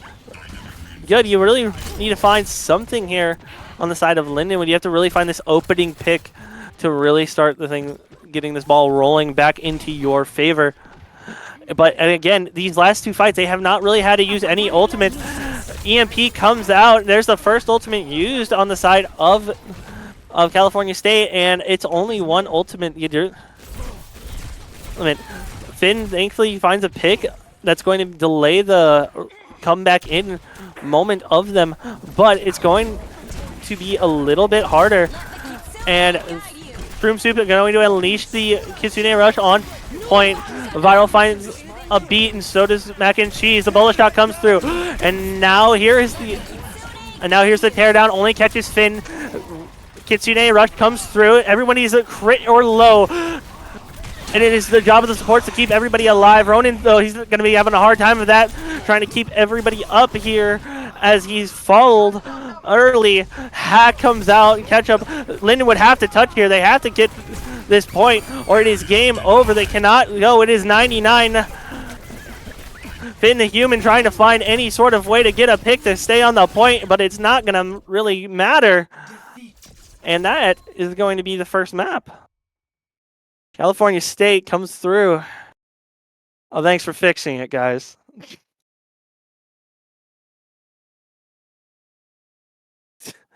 Thanks for fixing it. And wow, what a game. It was a very back and forth, I think. There were definitely moments of this time, and I think the Lindenwood team really got caught off guard there by just a little bit of a little bit being unaware there. I think they were just not really ready for the compositions the California State had created. And then on top of that, California State also had to really kind of adapt throwing that second map. But this was a very back and forth game. And I think they're very close and dead even. Winton even was talking to me throughout the break, and Hello Kitty, as you saw during our brief intermission pause. It was very close, and I think the real disparaged thing was, I think the ult economy, it never really dipped in for California State, right? Like after Lindenwood took it off for them, that 82% capture, and after that it would seem to fall off. But the really key difference makers in these games are going to be Ronan, Kiri keeping people alive. I mean, 10k healing over that game and 23 elims as well as 8k damage. Ronan was freaking cracked today. He's ready to hit these kunais whenever he is needed to. But another thing that really came into play were the Sombras, I think. Sombras were very going in and finding lots of value throughout this game.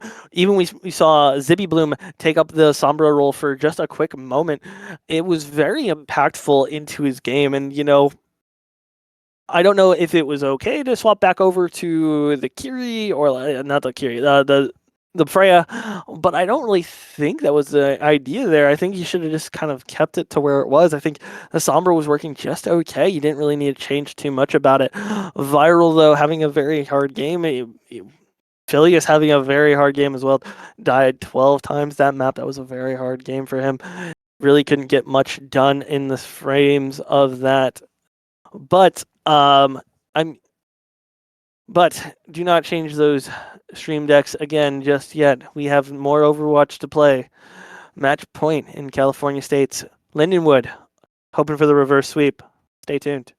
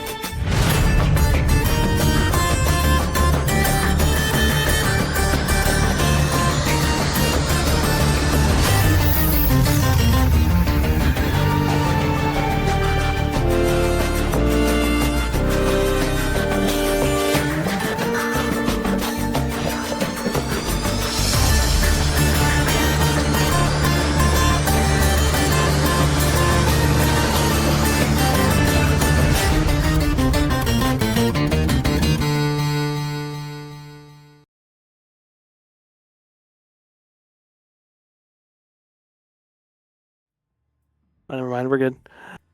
Welcome back, ladies and gentlemen, into Atlas. The Lions are looking to kind of start the reverse sweep here in this best of 3 series. First to 2, and we are going into Atlas, a map that I really enjoy playing on. Not at all, actually. I'm giving a big old fat lie, and we are going to be seeing this Ryan compositions like we did on Monday. This is a very interesting composition to see, and I really do like seeing it. Zippy Bloom, Felius on the Reaper Tracer, and we are going to be continuing to see this Mauga composition coming out from the side of California State. And we are ready to go underway. The Lions are ready to go. And it is going to be a bloodbath on this first point. The teams are just feeling each other out right now. Fire Strike immediately goes off from Finn the Human. Tries to find something to go in with. Zippy Bloom looking around, trying to find something that he can maybe get a pick on. Just get some early chunk damage in there. Finn going around, trying to find a little bit of a cheeky pin here. Doesn't really get one. Runs into a Malga charge, stops each other in their tracks. And now they are just looking at Finn, trying to get some sort of play into them. Charge going away. And Phileas finds the Brawn Nugget. That's going to be a very crucial pick into this first fight. And Hild TP's in, immediately has to Wraith, and is almost immediately burned it down. Shroom Soup gets a little bit of a taste from Viral's boop, and that is going to be a quick point cap for the Lions. Phileas worked his way up to a pulse bomb. We are going to be looking to see who that sticks. Really keeping our eyes on Shroom Soup if we can. And Brunna get forced recall already from Phileas. And we are really looking at this Reinhardt. This Reinhardt is going to be fun. Pin gets a little screwed up from the other way around, and now they are trying to chase down Finn immediately, looking around. And now he's going to try and meet up back with his team. Thankfully, ooh, Phileas falling a little low. Tries to find something. Ether, though, can't find really much of anything. Zippy Bloom finds Broad Nugget. That's going to be a very okay pick, but you're still down to support. You got to really think about this. 72% and counting on for Lindenwood. The charge comes through. The stomp comes in. Zippy Bloom already down. You have to... The beat comes out from Viral. It's still going to help Finn the Human stay alive a little bit longer, but not too much longer. 94, and they are trying to find the way out. Ether comes back just to go back to the spawn room yet again. And that is going to be a rough one for the Lions. Didn't really find too much, as you see some, just a little bit of a domino effect. Ether fell down, and then the rest kind of crumbled without him. Right now, though, Finn on the point, trying to just bring them all back, trying to make them look around, trying to make them look at Finn. IULT's already on top of him. Alga, they're all on this high ground. Phileas finds Brawn Nugget yet again to open up the fight. That's a very good one to see. Mac and Cheese drops the beat for his team. The rally does come out from Ether. Looking around at this Reaper from IULT's, and the Page comes out, and with the Death Blossom from Zippy Bloom, and thankfully Ether saving everybody's life there with a rally. Zippy Bloom, though, finds 2 in this fight and withstands the Cage ultimate. And with 98, that's going to be cap 1 for the Lions. A very convincing first point indeed.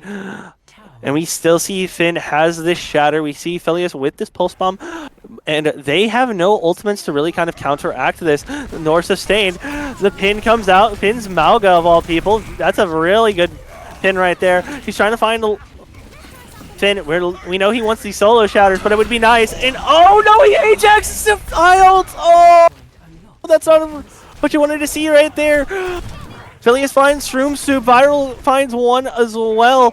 But you really need to find something else in this fight. You have to find one of these picks. It's going to happen. Either not going to be able to find anything, and Phileas going to be forced to back up here. Finn really wanted that shatter onto IULT, but it was just a little too much damage for him to handle without the armor, without the beat, without the heals and the sustain that he usually gets.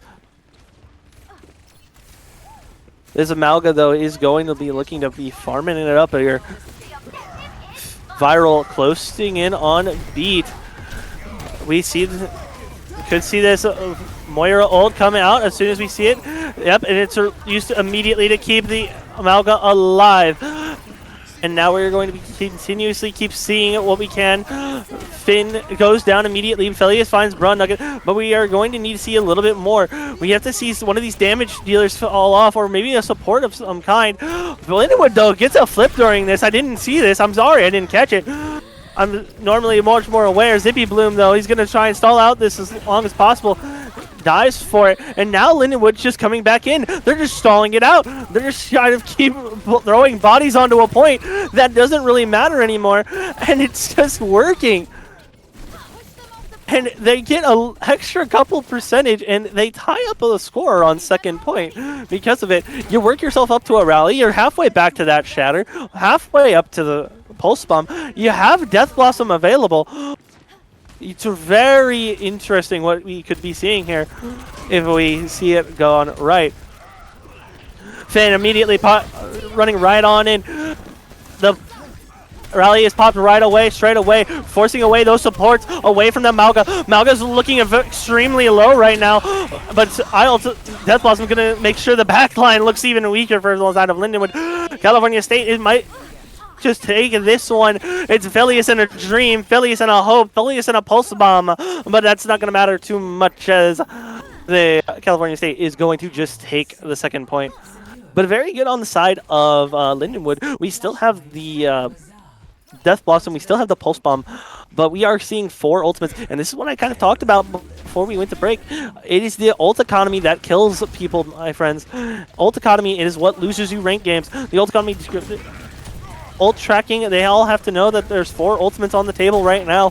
One of them is Cage, which could shut down the momentum of any push that goes their way. Feli is trying to look for a great stick with this Pulse Bomb, and then as we are seeing here, it's a great pulse on top of the room soup that is coalescing. Trapped by Cage, and the beat comes out from Mac and Cheese. Viral not going to counter beat of his own. Bloom though, he's going to find one. Going to find 0 with his Death Blossom, and that's going to be a California State first fight win. But I would say that was a very good fight on top of the Lindenwood Lions right there. You definitely see, again, ult economy wins games, ladies and gentlemen, and that is just true facts, I would say. And we are going to see a quick... You're going to see some engage come through, and the beat comes out. Finn almost goes off the point a little bit, but that's okay. We don't need to see an environmental just quite yet. Malga's getting burned down. Aether's going to unfortunately fall, but on top of this, it looks very winnable. We could see a very quick, we could see the point flip here as long as Finn is remaining to be healthy. But it doesn't look like he's going to stay topped up, and that is just going to be unfortunate. You use it. It looked so convincing for a long time, but it really is sometimes a little harder. We are going to see this Pulse Bomb and Shatter back up again. Death Blossom is ready to go, and as well as the Racer Pulse Bomb on the other side. We're trying to find something here. Pulse Bomb goes out from the other side, from Broad Nugget. Broad Nugget really doesn't find much at all. And the flip goes on the side of Finn the Human and Lindenwood. Finn is just looking around, trying to find one. He gets a good shatter, but it's not really going to be something that you can get up with. And that is just going to be a team kill over on the side of Lindenwood, and they are 1 point away from Flashpoint from losing the series, and this could be a very oh no moment for them right now. Malga sees it right away, tries to find something here. There. Malga's trying to look for anything that he can. You catch up. IELTS finds Viral. That's not what you really wanted to see right there. I wouldn't want to see it either. Viral goes down quick and early, and and now you're going to have to try and retreat a little bit if you can. And the point unlocks in 5 more seconds. You got to figure out some sort of way back into this fight, back into this game. Rally comes through, and it's already a pin onto the Malga. Knocked off the point. Good job, Finn. Way to sniff that one out. Viral finds Broad Nugget on the side, and that's going to be a very good quick picks. The beat comes out from Mac and Cheese. The Coalescence got really nothing, and now we're just watching as the rest of California State tries to salvage this, but Finn finds another 2, and that's going to be a stagger onto IELTS, and now the point is in Lindenwood's favor, and they are looking to keep this up. Going through with this one, looking forward at catch-up, and oh, Finn! Disgusting pin! With a disgusting one onto the shroom soup! That's going to be a definitely Moira down. Malga goes away as well. You're not going to really have that much up there. The Malga Cage fight immediately is popped, immediately also gone as well. Didn't really see much. Dippy Bloom ups Blossom, gets 1. And we are seeing an absolute mad fight of all sorts of chaos. Malga stuns Dippy Bloom right out of TP. Big stomp. Finn is back though on the contest. No stomp from Malga. The slam comes out. Really only finds Ketchup. Either though finds Isles with the shatter, and that's going to be a very good pick. The damage is not going to be a lot of. You're not going to be able to burst down this Reinhardt. You're not going to be burst down anybody really, unless you have a pulse bomb in the back pocket. And Brun-Nugget really doesn't have one, and it's just going to be a quick Lindenwood retake right there on the side of the shatter. And 91, 92, 93, 5 more percent in Lindenwood are going to be going to 0.5 on Atlas. The Coalescence comes out. Rally is out for the side of Lindenwood. Finn the Human is already gone, and so is Shroom Soup. We are going to need to see a little bit more. The Death Blossom comes out from IELTS, immediately falls afterwards. Everyone playing their distance, playing cover, playing how they're supposed to. Brun-Nugget finds one with the pulse bomb, and that's not going to be a very good thing for Lindenwood. Finn the Human back, the hero of the story, the crusader of this endeavor, is right back where we want him in this main part of the story, right when we need him the most. But it's not going to matter too much as he's going to fall, but the point is still winnable for Lindenwood. This viral beat and Zippy Bloom Blossom is going to be are going to be key ultimates coming up in this one. You are going to have the cage match up, and they are knowing that. They know the beat is going to be online. They really need to get something out. They really need to find this Lucio pick quick and ready. The Death Blossom comes, the cage comes out, but who's trapped with whom? As Zippy Bloom finds one, Mac and Cheese, the Blossom is good. It does not matter anymore if that beat comes out because Lucio, well, he's in spawn. It doesn't matter. You can't hit 5 from spawn. Zippy Bloom with a big Death Blossom makes the point, and we are on potentially match point. Ooh. This is going to be an exciting one. Mac and Cheese still has that beat in tow, ready to go as soon as it happens. Finn working closer to this shatter. Really wants something a little bit here. Tracer in the back line trying to find stuff, trying to see if he can find Ether. If she wants to, Brun-Nugget cannot really do much here. He has to respect Ether, and he has to respect the back line. Felius, though, trying to find something. Shroom Soup, Coalescence out, and IELTS finds Viral immediately. That's not what you really need to see right now. You need to see Viral thriving here. Recall comes out from Brun-Nugget. Mac and Cheese, though, still doesn't beat here, but now the side of California State down 2. No run from Malga right now. You have to immediately burst down, and now you can really run down these California State remaining players.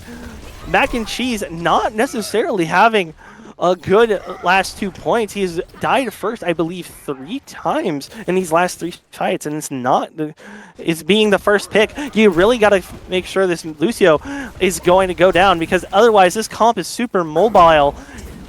So good job on Lindenwood for figuring that out and finding this Lucio wherever it goes. And Brun-Nugget is going to find Ether. That is not going to be a good thing, but it's a... And the shatter comes out from Finn. It's a little big, actually. It's quite nice, but it's going to find only IELTS before he falls. That's not really a good thing. Felius finds Mac and Cheese yet again, and that's 61% though on the side of this endeavor from Lindenwood, as they are trying to just get a little bit more. Getting ready to go on this next one. In comes through. Rally and Death Blossom, a tale as old as time. Going to be a very constant factor in this next fight. Mac and Cheese is trying to be forced out by Felius, and the Rally is coming out immediately. Finds Shroom Soup. Death Blossom Ajax on the side of California State. Malga nowhere left to be found. Mac and Cheese, the beat. It was a little late, bud. You can't really do that when you're down 3. It's going to be flipped back over to Lindenwood, and this is now going to be a one-fight territory. The cage is going to be up. The Coalescence, it's going to be up. The Blossom and the beat from Lindenwood are going to have to be spectacular here. Somebody has gone and contested the point, probably Brun-Nugget. Felius trying to match him up, trying to sneak him out. now the rest of Lindenwood are chasing. No recall left on Blood Nugget. And now the rest of the California State, though, they're next to him. They're nice and healthy. Viral hits 4 with the beat. That's going to be nice. And, oh, wait, the Ajax on the 8! Finn makes him Ajax the cage, and that's going to be a very big ultimate that's not going to be able to be used this fight. Blood Nugget, though, finds Finn. Ketchup, though, is immediately falling down. And now the rest is taking place. It is no tanks versus no tanks. The DPSs are traded out. You need this Reaper to go away fast as you can, but you also have to take care of his support. Shroom Soup is looking rather killable. You gotta look at Shroom Soup, and no, they C9 the point! C-Sun, more like C9! They C9 the point, ladies and gentlemen. What a game indeed right there. Winton, this is Overwatch! What a match! And what we talked about, again, in that last game that we saw, the ult economy, it was not necessarily always in Lindenwood's favor. We watched them come back through multiple times. We saw them make them use and burn that ult economy. So the fact that we see it just immediately correcting of the mistakes that we saw on the first map is just beautiful to see. And then the the great target focusing on some of these targets are just great. You see and can I just talk about the heroics of Finn the Human right there, making Ajax after Ajax on these maps for some of these characters. It is beautiful. But this score now is 1-1. We are going to have to go into sudden death. It is overtime, and these teams are on the line. I will be right back after this quick commercial break. Well, not commercial, but the break.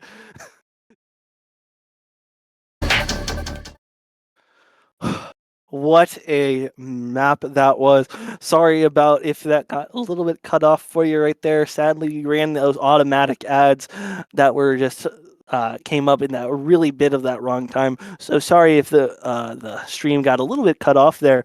But the good news is that we do have VODs that you can just watch back at any point in time.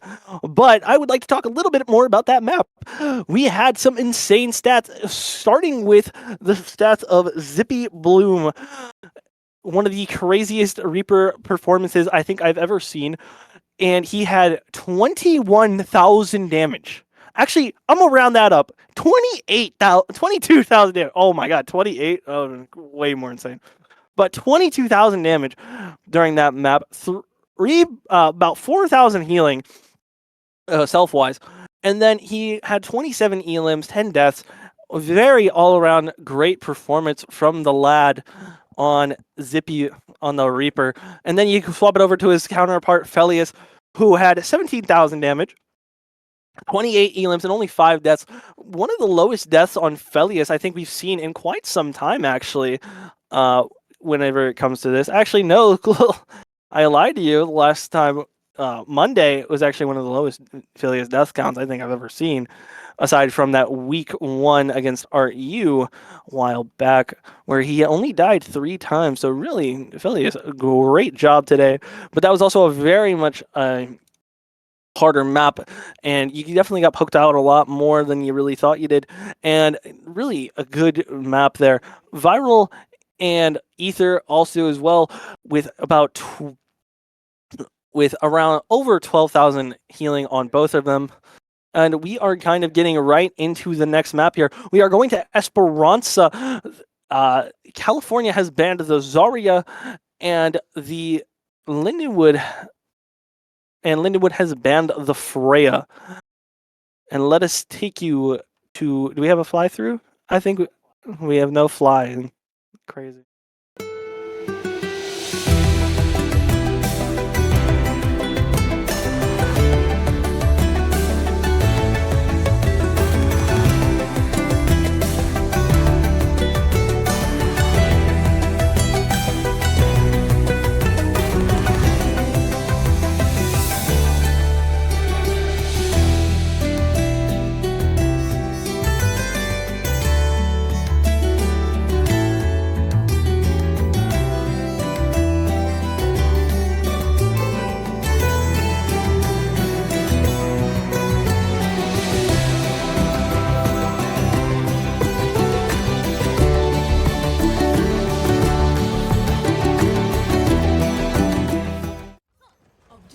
And we are back into it. Ronan getting subbed in now, and Ether taking a quick little step back from this. The ball coming right back out. Finn looking around, trying to find some sort of fun things, and we are seeing Broad get back actually on the Sombra, but Zippy Bloom is going to actually stay there this time, seeing if he can best this counterpart, which we know he can, really.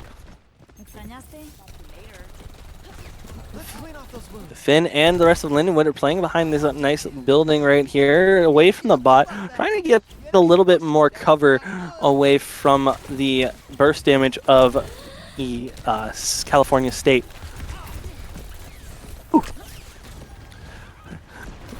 IELTS TPs onto the high ground, doesn't really find too much, and this is all just kind of being a quick little thing. A big slam there. Viral finds IELTS right there. Wow, that was a good boop. Good stuff right there on the side of the Lucio, man. Finn finds a Lucio of his own. And now we are just going to see this come through. Shroom Soup finds Zippy. That's not going to be a very good pick to have, especially if you are needing that Sombra's little bit of burst damage. Ronan hacked out immediately, and Ketchup going to find Viral. That's not going to be a fun time right there. Isles finds Ronan.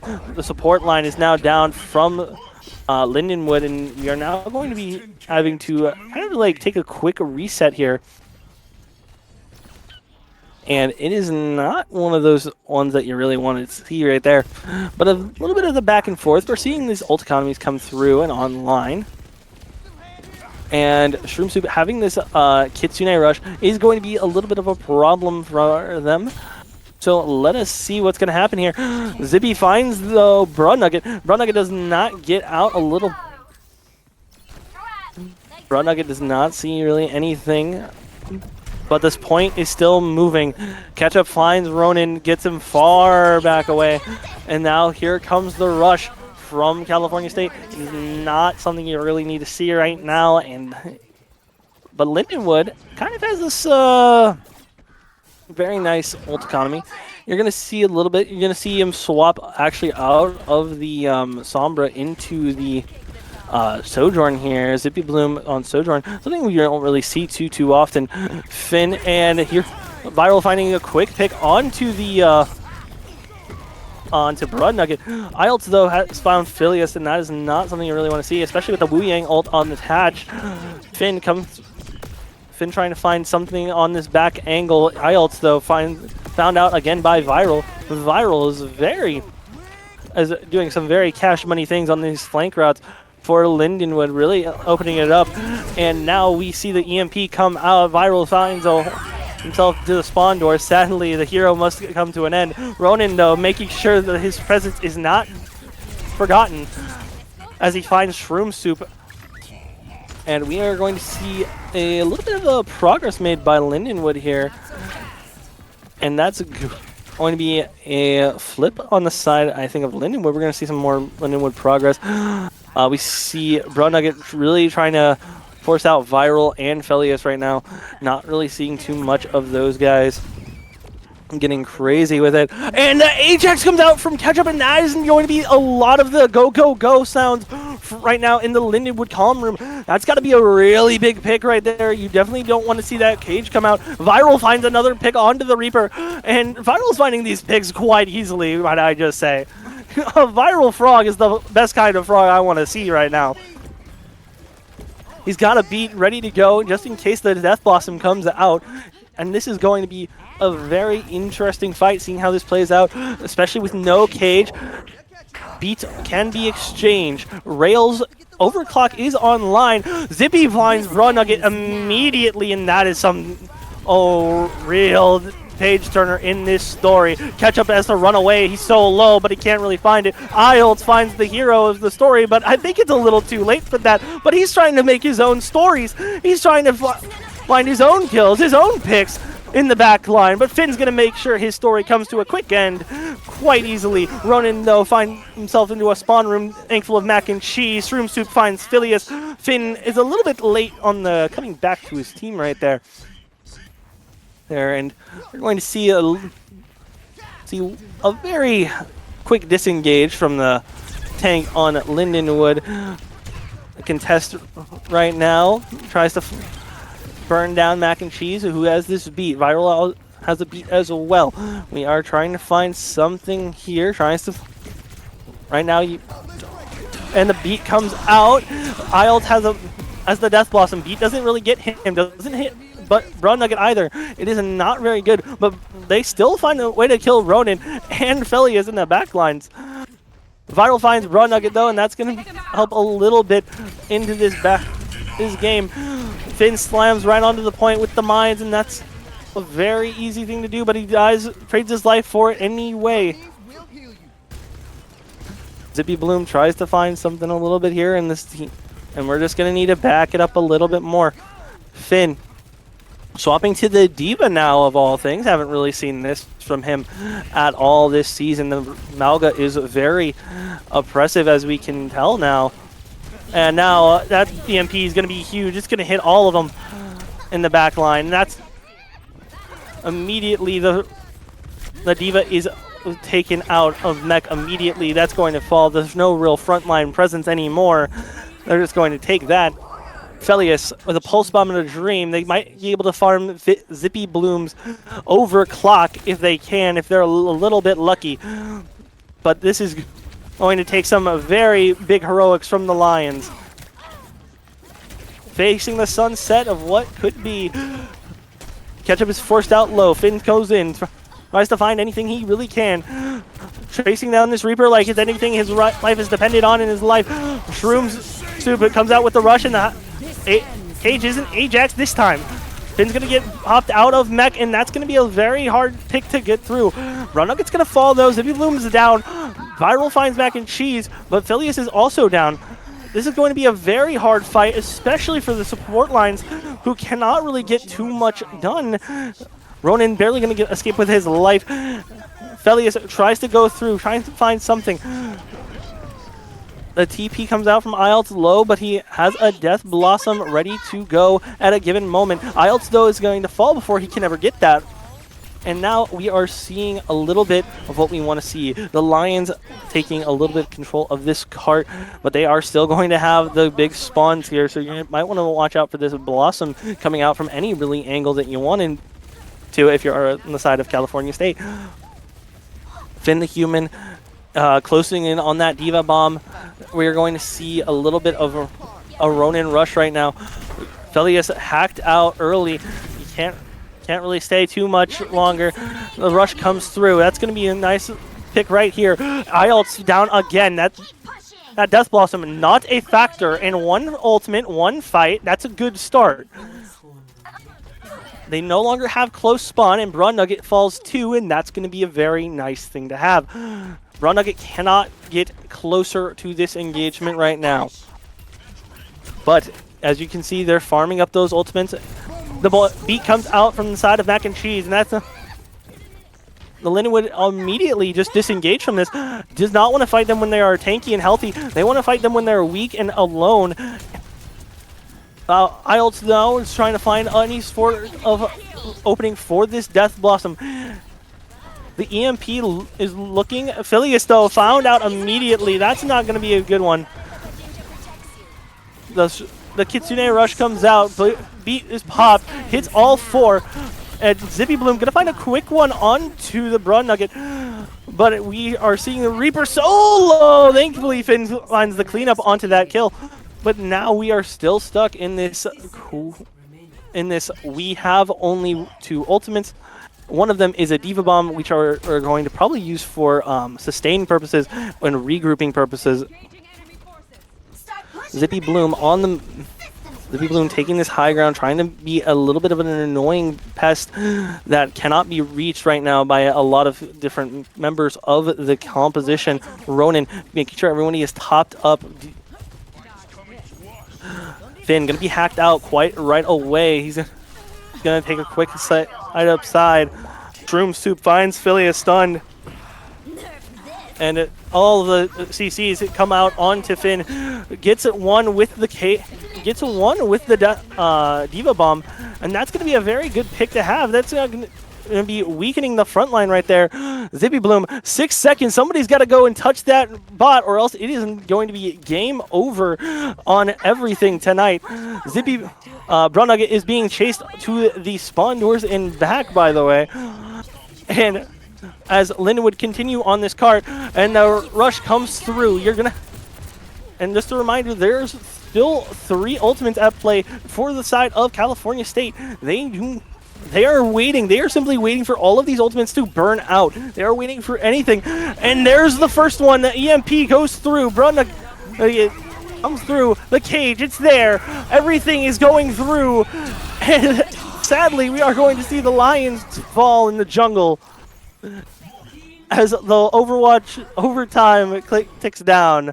The bot goes away. And sadly, the Lions sleep tonight.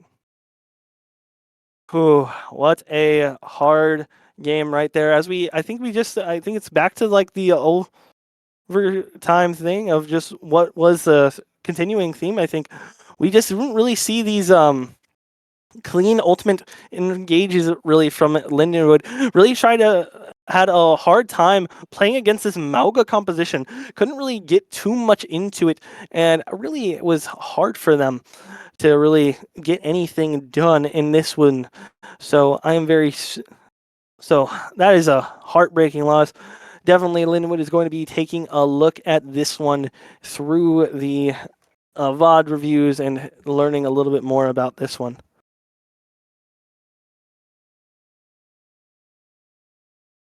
And we will take a quick break, and we might come back for a quick interview.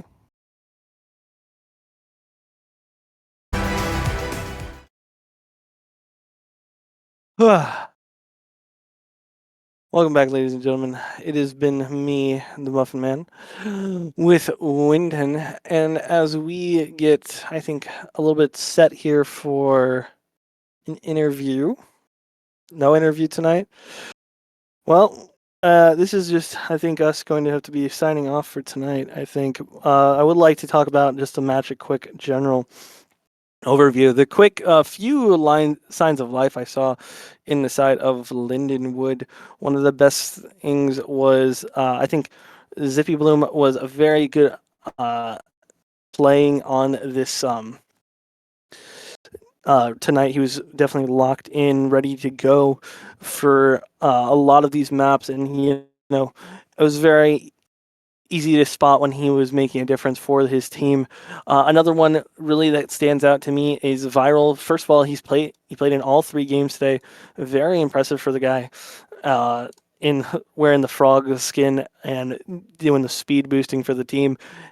He was very charismatic to watch, especially on that Esperanza game. Really making a lot of impact, making his presence known and felt throughout the map. Another player again, Felius, who had, I think, a spectacular series throughout the game, except barring that Ilios performance. I think he did a really good job tonight. But all around, it was a very team effort for the win and the loss. And, Lindenwood, they always come back stronger than they've ever been after a loss. So, if you're a Lindenwood fan, please do not be upset. They are already upset, but they are going to come back stronger than ever throughout this and on the other side. So, as it warms my heart to say that they win sometimes, it is my unfortunate duty that I have to also mount that we lost. So, please come back to on Monday, on Monday for more Overwatch, Tuesday for Rocket League, Wednesday for Valorant, Thursday for R6, and I think again Friday for Overwatch sometimes. But anyway, I've been Kenny the Muffin Man. This has been Winton. We'll see you next time.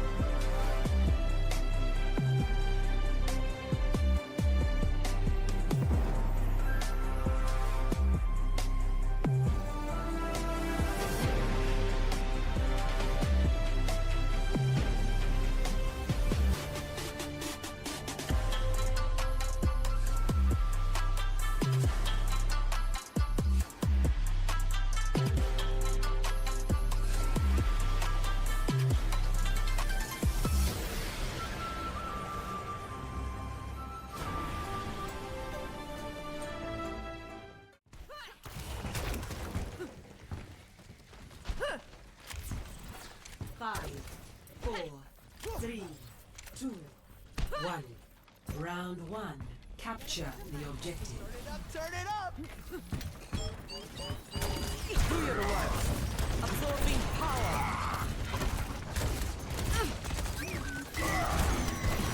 Your cover.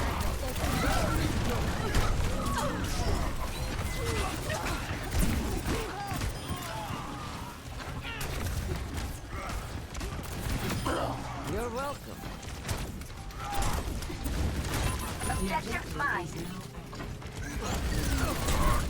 Go, my friend.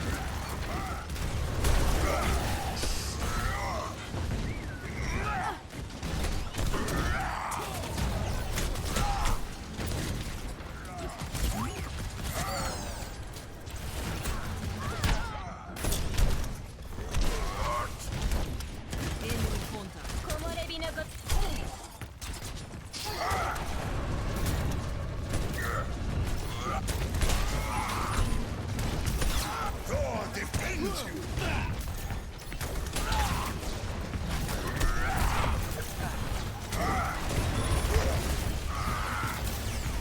Mjolnir down!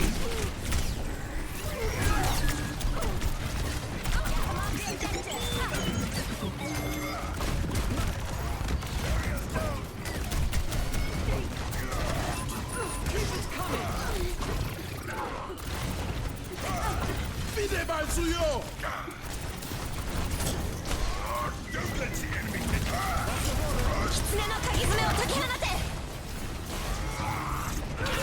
Barriers down! Seek shelter!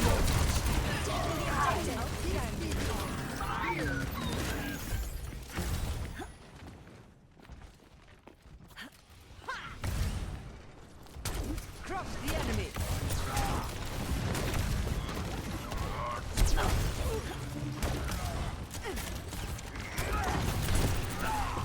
Растет!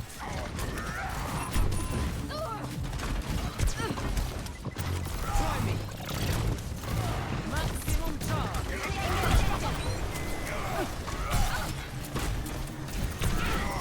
Огонь по готовности!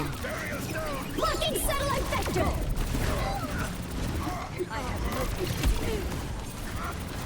Do your worst! It's coming on! The battle ignites. Reality bends to my will.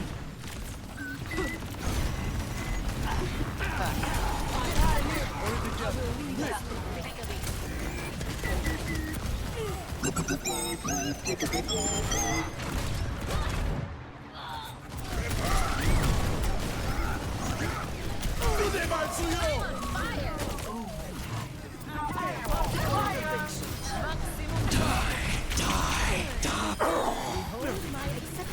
Double kill. I cannot be stopped. Do your worst. Feeble attack. Coming through! Try harder.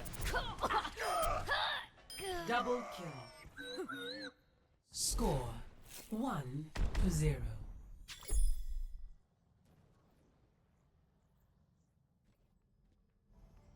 Ready for battle. Particle cannon online. Let's run them over.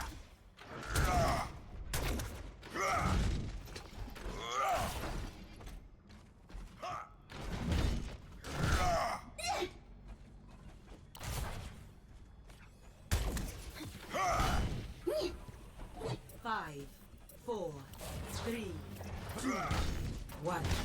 Round 2. Capture the objective. If we give this everything we've got, we may have a chance! Get in here! I will keep you safe!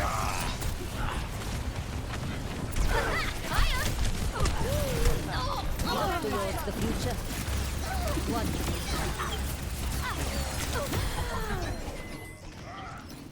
Team kill. The objective is now.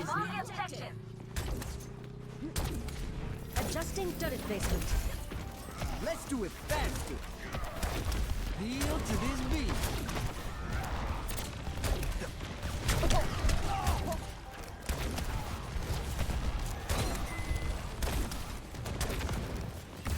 Quicken the pace.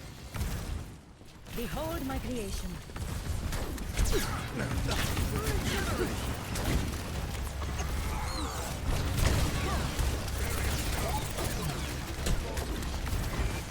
Teleporter manifested.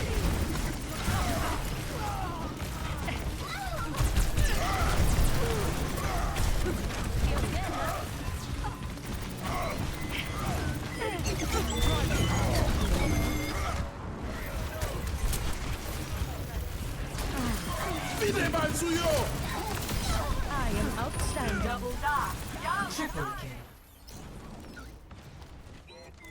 Placing a turret here.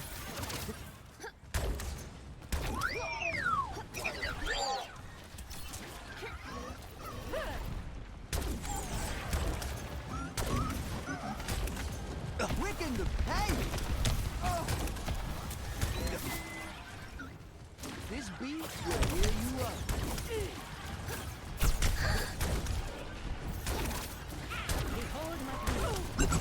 Let the Kitsune guide you!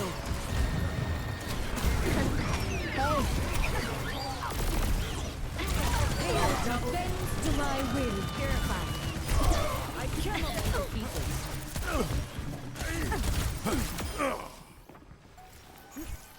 Team kill. Sentry in position. Огонь по готовности.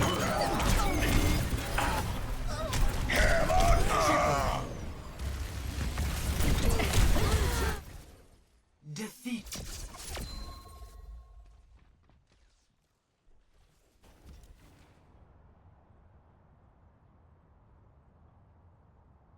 Play of the game.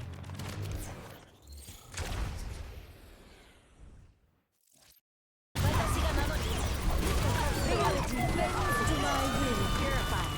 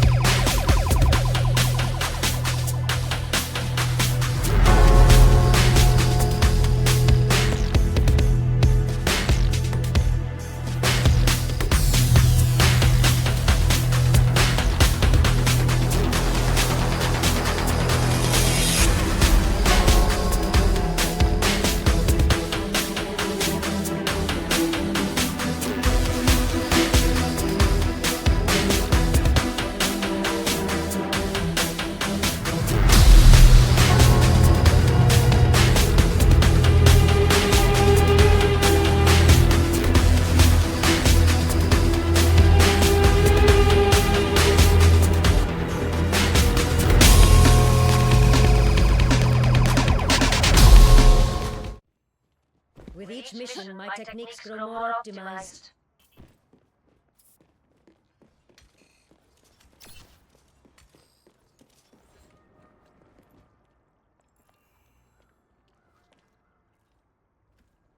Five, 4, 3, 2, 1. Attackers incoming. Defend objective A. Who will my web ensnare today? I'll keep you on your feet. Is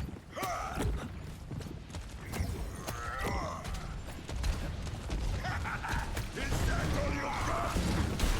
God defends you!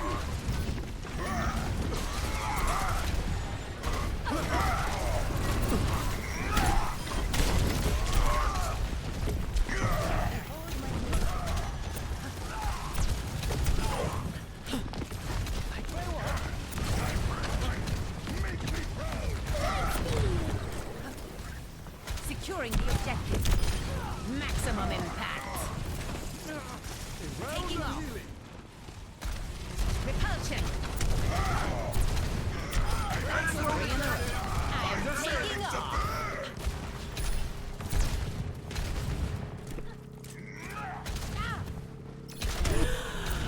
Feeling okay? Objective lost. Stop the payload. I got you.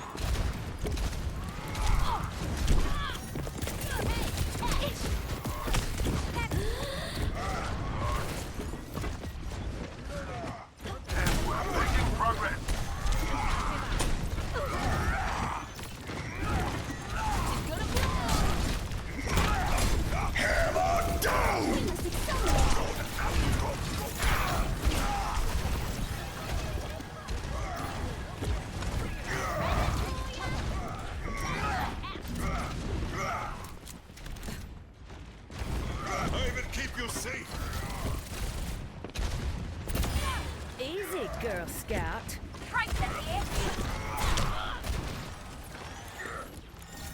She's gonna blow.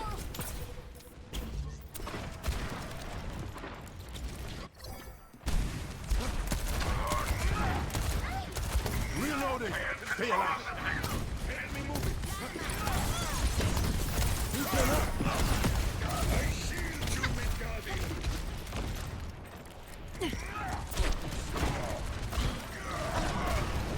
For these guardians. Justice rains from above. Oh, can't handle the heat. Stay out of my way.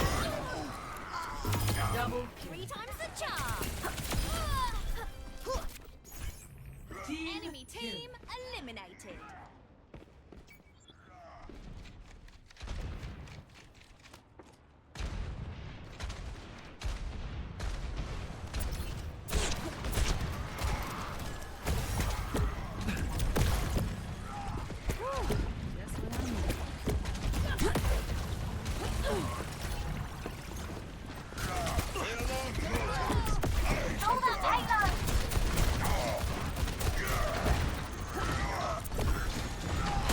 The tide is with you! Dive in! So much for that paradox. You'll never take me alive. Double kill. Team kill. Blew him out of the water.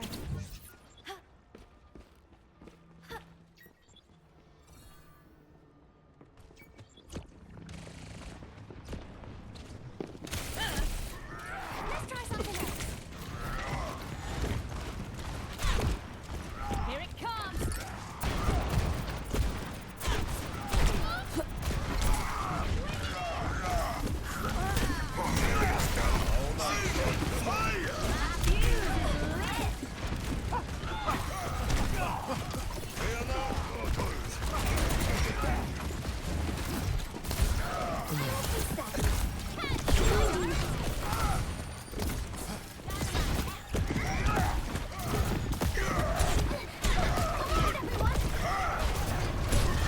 Mjolnir down!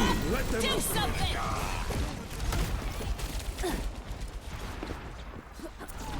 Let's try something else. I'm no day. Don't stop that halo!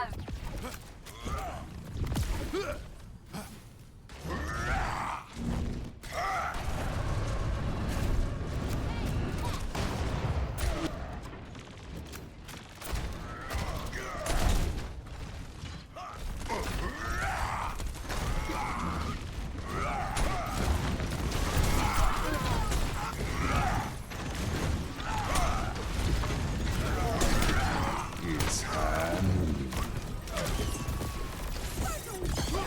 Hammer down!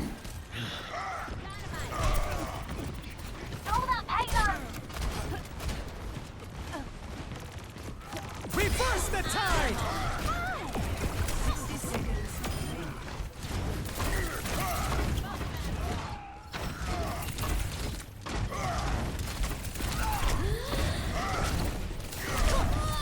The Eye of Horus watches over you.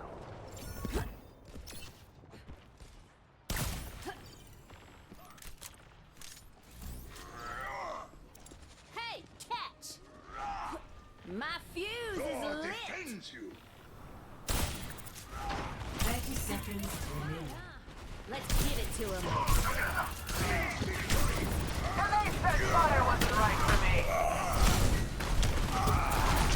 Hammer down! You're powered up. You should be fucking solo vectors! 10 seconds. Hold out for a spell and this fight's ours! Bob, do something!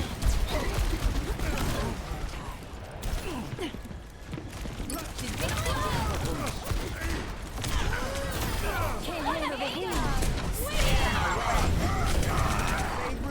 Activated. They never learn.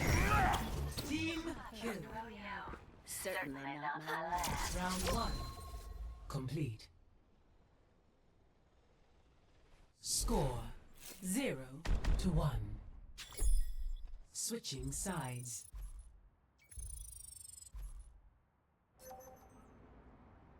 Initiating match.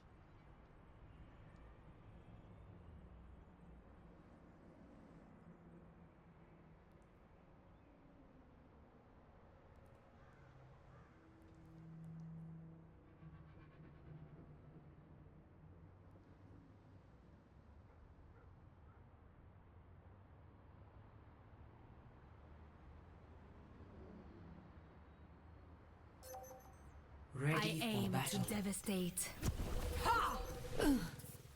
Je sens que je vais bien m'amuser.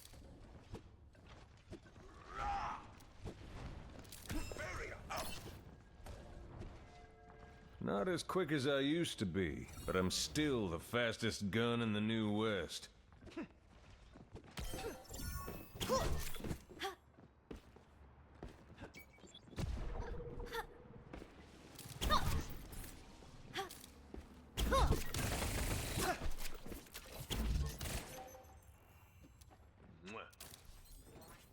Five, 4, 3, 2, 1.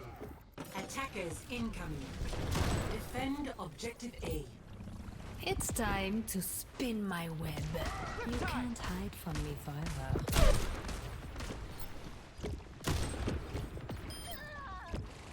Double Parfait. Behind you. Objectives marked. Right there. Cascading! Barriers down! Thor defends you!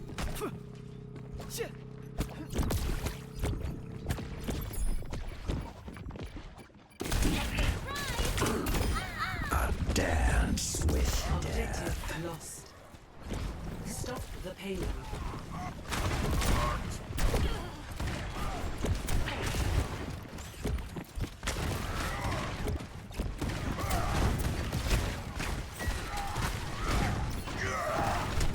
I got the payload on the move.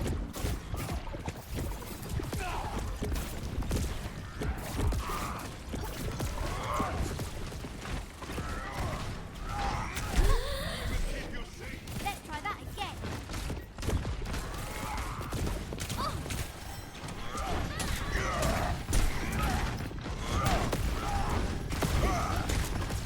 Mjolnir down! What's up, everyone? I'm on fire! That's right. Please give him a Touching the chance. payload. Team kill.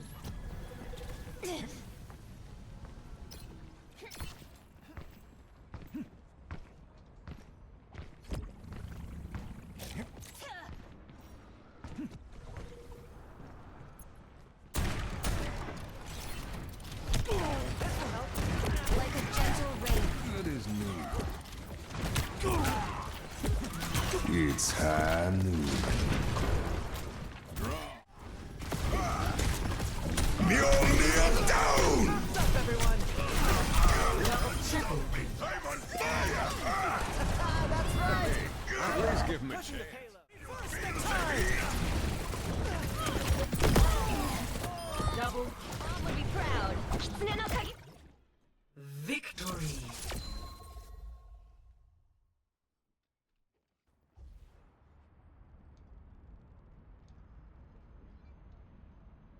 Play of the game.